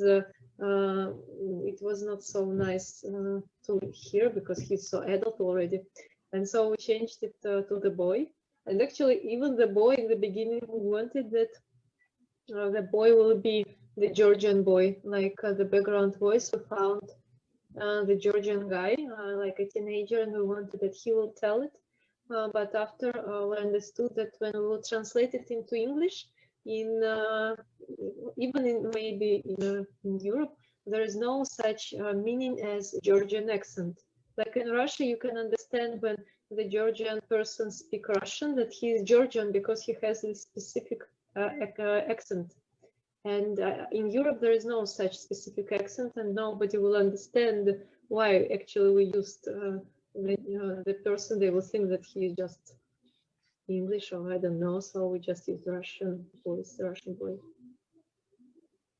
And why do you choose or prefer to choose male protagonists instead of female protagonists, as female directors? And what's so fascinating about the father-son and the grandfather-grandson relationship for you? I know, I was never thinking about that. Because it was a real story, and in the real story there was the father and the son, not the father and the daughter. And maybe for the daughter it would be complicated to swim so much if even the father was barely on the way of dying there. I don't know, just it was the story. Such way was the real story, that the son tried to beat his record, not the daughter. So we did not really think about it because it was a real story. Okay, thanks. Another question is also about My Grandfather Was a Cherry Tree, and Anya Ru would like to know which animation technique do you use in this film? Thank you, Anya. The animation technique is classical animation on paper. We always, by the way, we can even show it to you. We planned to show it. All these film frames, we have a lot of many pages, and it is actually this dad who is drinking, and in the beginning he's just sitting, drinking, and all this technique, like we showed, it was all drawn here on paper, and after we add the background, we add everything else, and we have so many papers. Sometimes we even don't know how to use these papers after. When we made part of the film in France, and after we had to go back to Russia, we didn't know how to take these papers back. So we ordered a big box in the French post. It was so many kilograms, and we were afraid that if something will ever happen with this French post, we will never get our film frames. And it was like many months of the work, and it is the only originals that we have. So we were sitting and praying, please don't lose our bag with all these pictures. But actually, after some frames, we presented to our friends also. We sent them by post to those who wanted to see them. Yes. So all films are classic animation on paper, usually. Or stop motion if it is short films. Emma Nemčovičová also has a question about my grandfather was a cherry tree. She thinks that the film is about love overcoming death, but there are also different motives, such as the grandma struggling to have a baby. There is also a motive of arguing and potential divorce of Tonino's parents. How do you work with different motives and balance them? Thank you for your answer. Thank you, Emma. And just we thought that we choose the main question of our film. It was it's about just the main conflict, I think. Yes, and other conflicts are not the main conflicts. And if you choose the main conflict, like the conflict that the person will not die until somebody loves him, and just like this. It's just the matter that all the film you should go with from one dramatic situation into another one, and it's all about that these conflicts were just kind of dramatic situations that were making the movie kind of alive. You go from happiness till trouble, from trouble till happiness, and then you reach the final point, and this main conflicts reveals, I think, like that.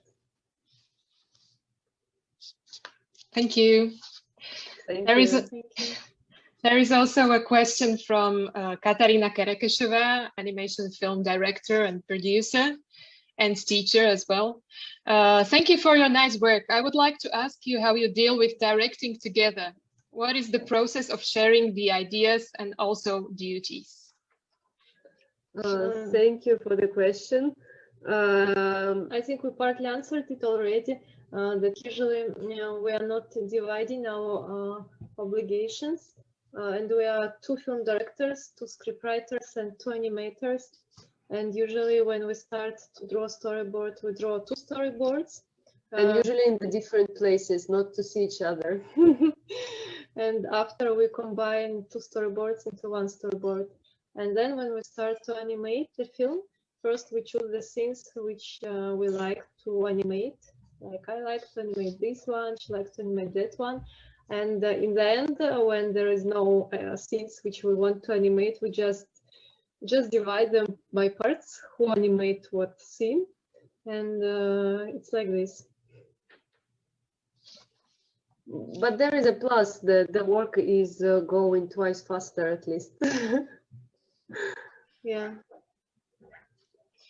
Alla Dimitrievna would like to know what is the main program or software you use to animate? Sometimes we do animation in Adobe Animate. But actually, Listen Papa, we were animated there in Adobe Animate, and then we were printing all the frame and color it and drawing it on paper. And after again scanning it and coloring in Photoshop. And it's just 2 ways to animate the classic animation. The way you do it from the very beginning on the paper, like we did with grandfather. But for the Listen Papa, we decided to change a little bit. So we did animation in Adobe Animate, And then we printed every frame, but with a very tiny line. It's just invisible. And then you draw with a pencil on the top of this line. So in this way, there will be less mistakes in animation, because And the line will be trembling. Yes, you already see the animation that you do already in computer. Because when you do it on the paper, you can have lots of mistakes that you always have to make it again and again and again. So it was just the way to make it maybe, I can't say it's easier, but at least with less mistakes and more soft way looking. So, and after we do the montage in Adobe After Effects, also we do the shadows, lights, and some other post-production moments. We do all the things in Adobe programs, Adobe After Effects, Adobe Photoshop, Adobe Animate.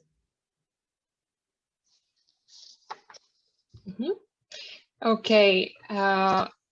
Also a very interesting question from Anton Calleja.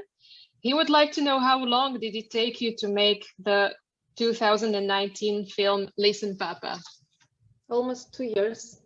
Oh, because we changed it after New Year fun. So just animation 1 year, but all these preparations and discussing the characters, the stories, around animation. A little bit more, but let's say 2 years in general. I think it took the same time as My Grandfather Was a Cherry Tree, because the time is the same, about a bit more than 10 minutes. It is 12 minutes, I guess. Two films are same. So somehow it took us same. But with My Grandfather Was a Cherry Tree, we had more strict deadlines, because My Grandfather Was a Cherry Tree was made with the help of Ministry of Culture of Russia, and there is always very strict deadlines. They give you exactly 1 year to finish the film. That's why we were in a big rush. And the last film was made with support of grant in France, also from Germany and from Russia, and without Ministry of Culture of Russia, and that's why we didn't have strict deadlines, and we made it longer. Thank you. And the last question from Tatiana Moskova, I think you have already answered, at least partially.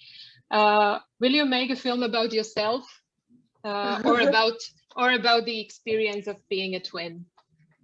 Thank you, Tanya. Thank you. Yes, we answered a bit partly.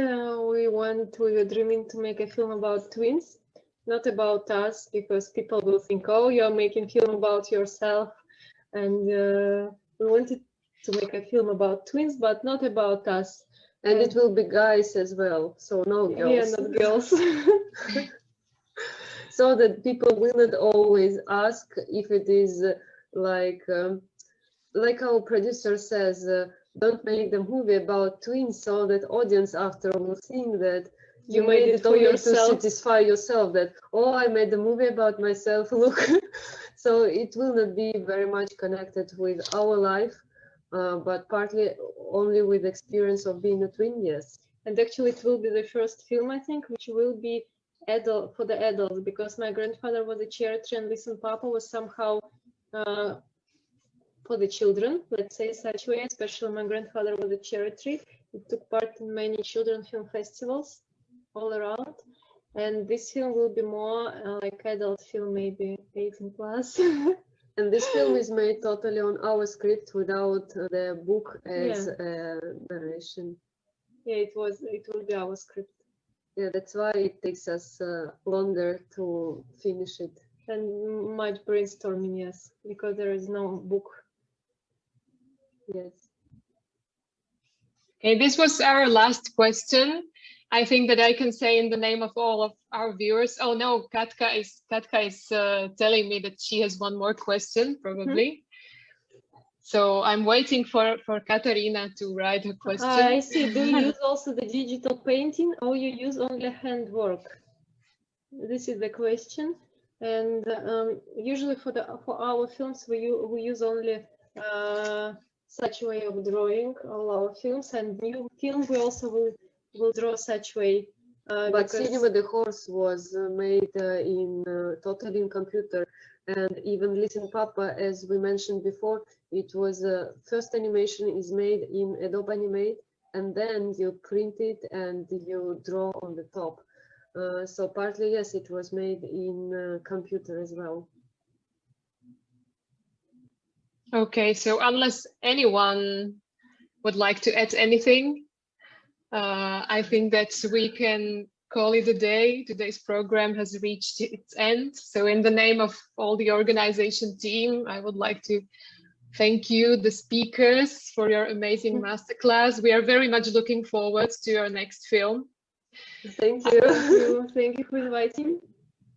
I would also like to thank the audience for staying with us the whole day, and the organizers, the Slovak Association of Animated Film Producers and CEE Animation, the financial partners, Creative Europe Media Program, the Slovenian Ministry of Public Administration, the Slovenian Film Center, and the Slovak Audiovisual Fund. And last but not least, to our partners, the Academy of Performing Arts in Bratislava and the Biennial of Animation Bratislava. We are looking forward to seeing you tomorrow at 10:30 a.m. at the pitching session, which will be conducted in Slovak and live streamed on Zoom and on the Facebook page, but this time on the Facebook page of APAF, Slovak Association of Animated Film Producers. For more information, please check apaf.sk website. We would also like to invite you to another 2 forthcoming CEE Animation Experience events. Robert Lance's lecture about animated film characters on the 30th of March, and Rastam Hasanov's lecture on immersive sense of storytelling on 15th April. So thanks very much for joining us today, and have a lovely afternoon, everyone. See you soon. Hello. Thank you, everybody, for listening for a long time. Bye-bye. Bye.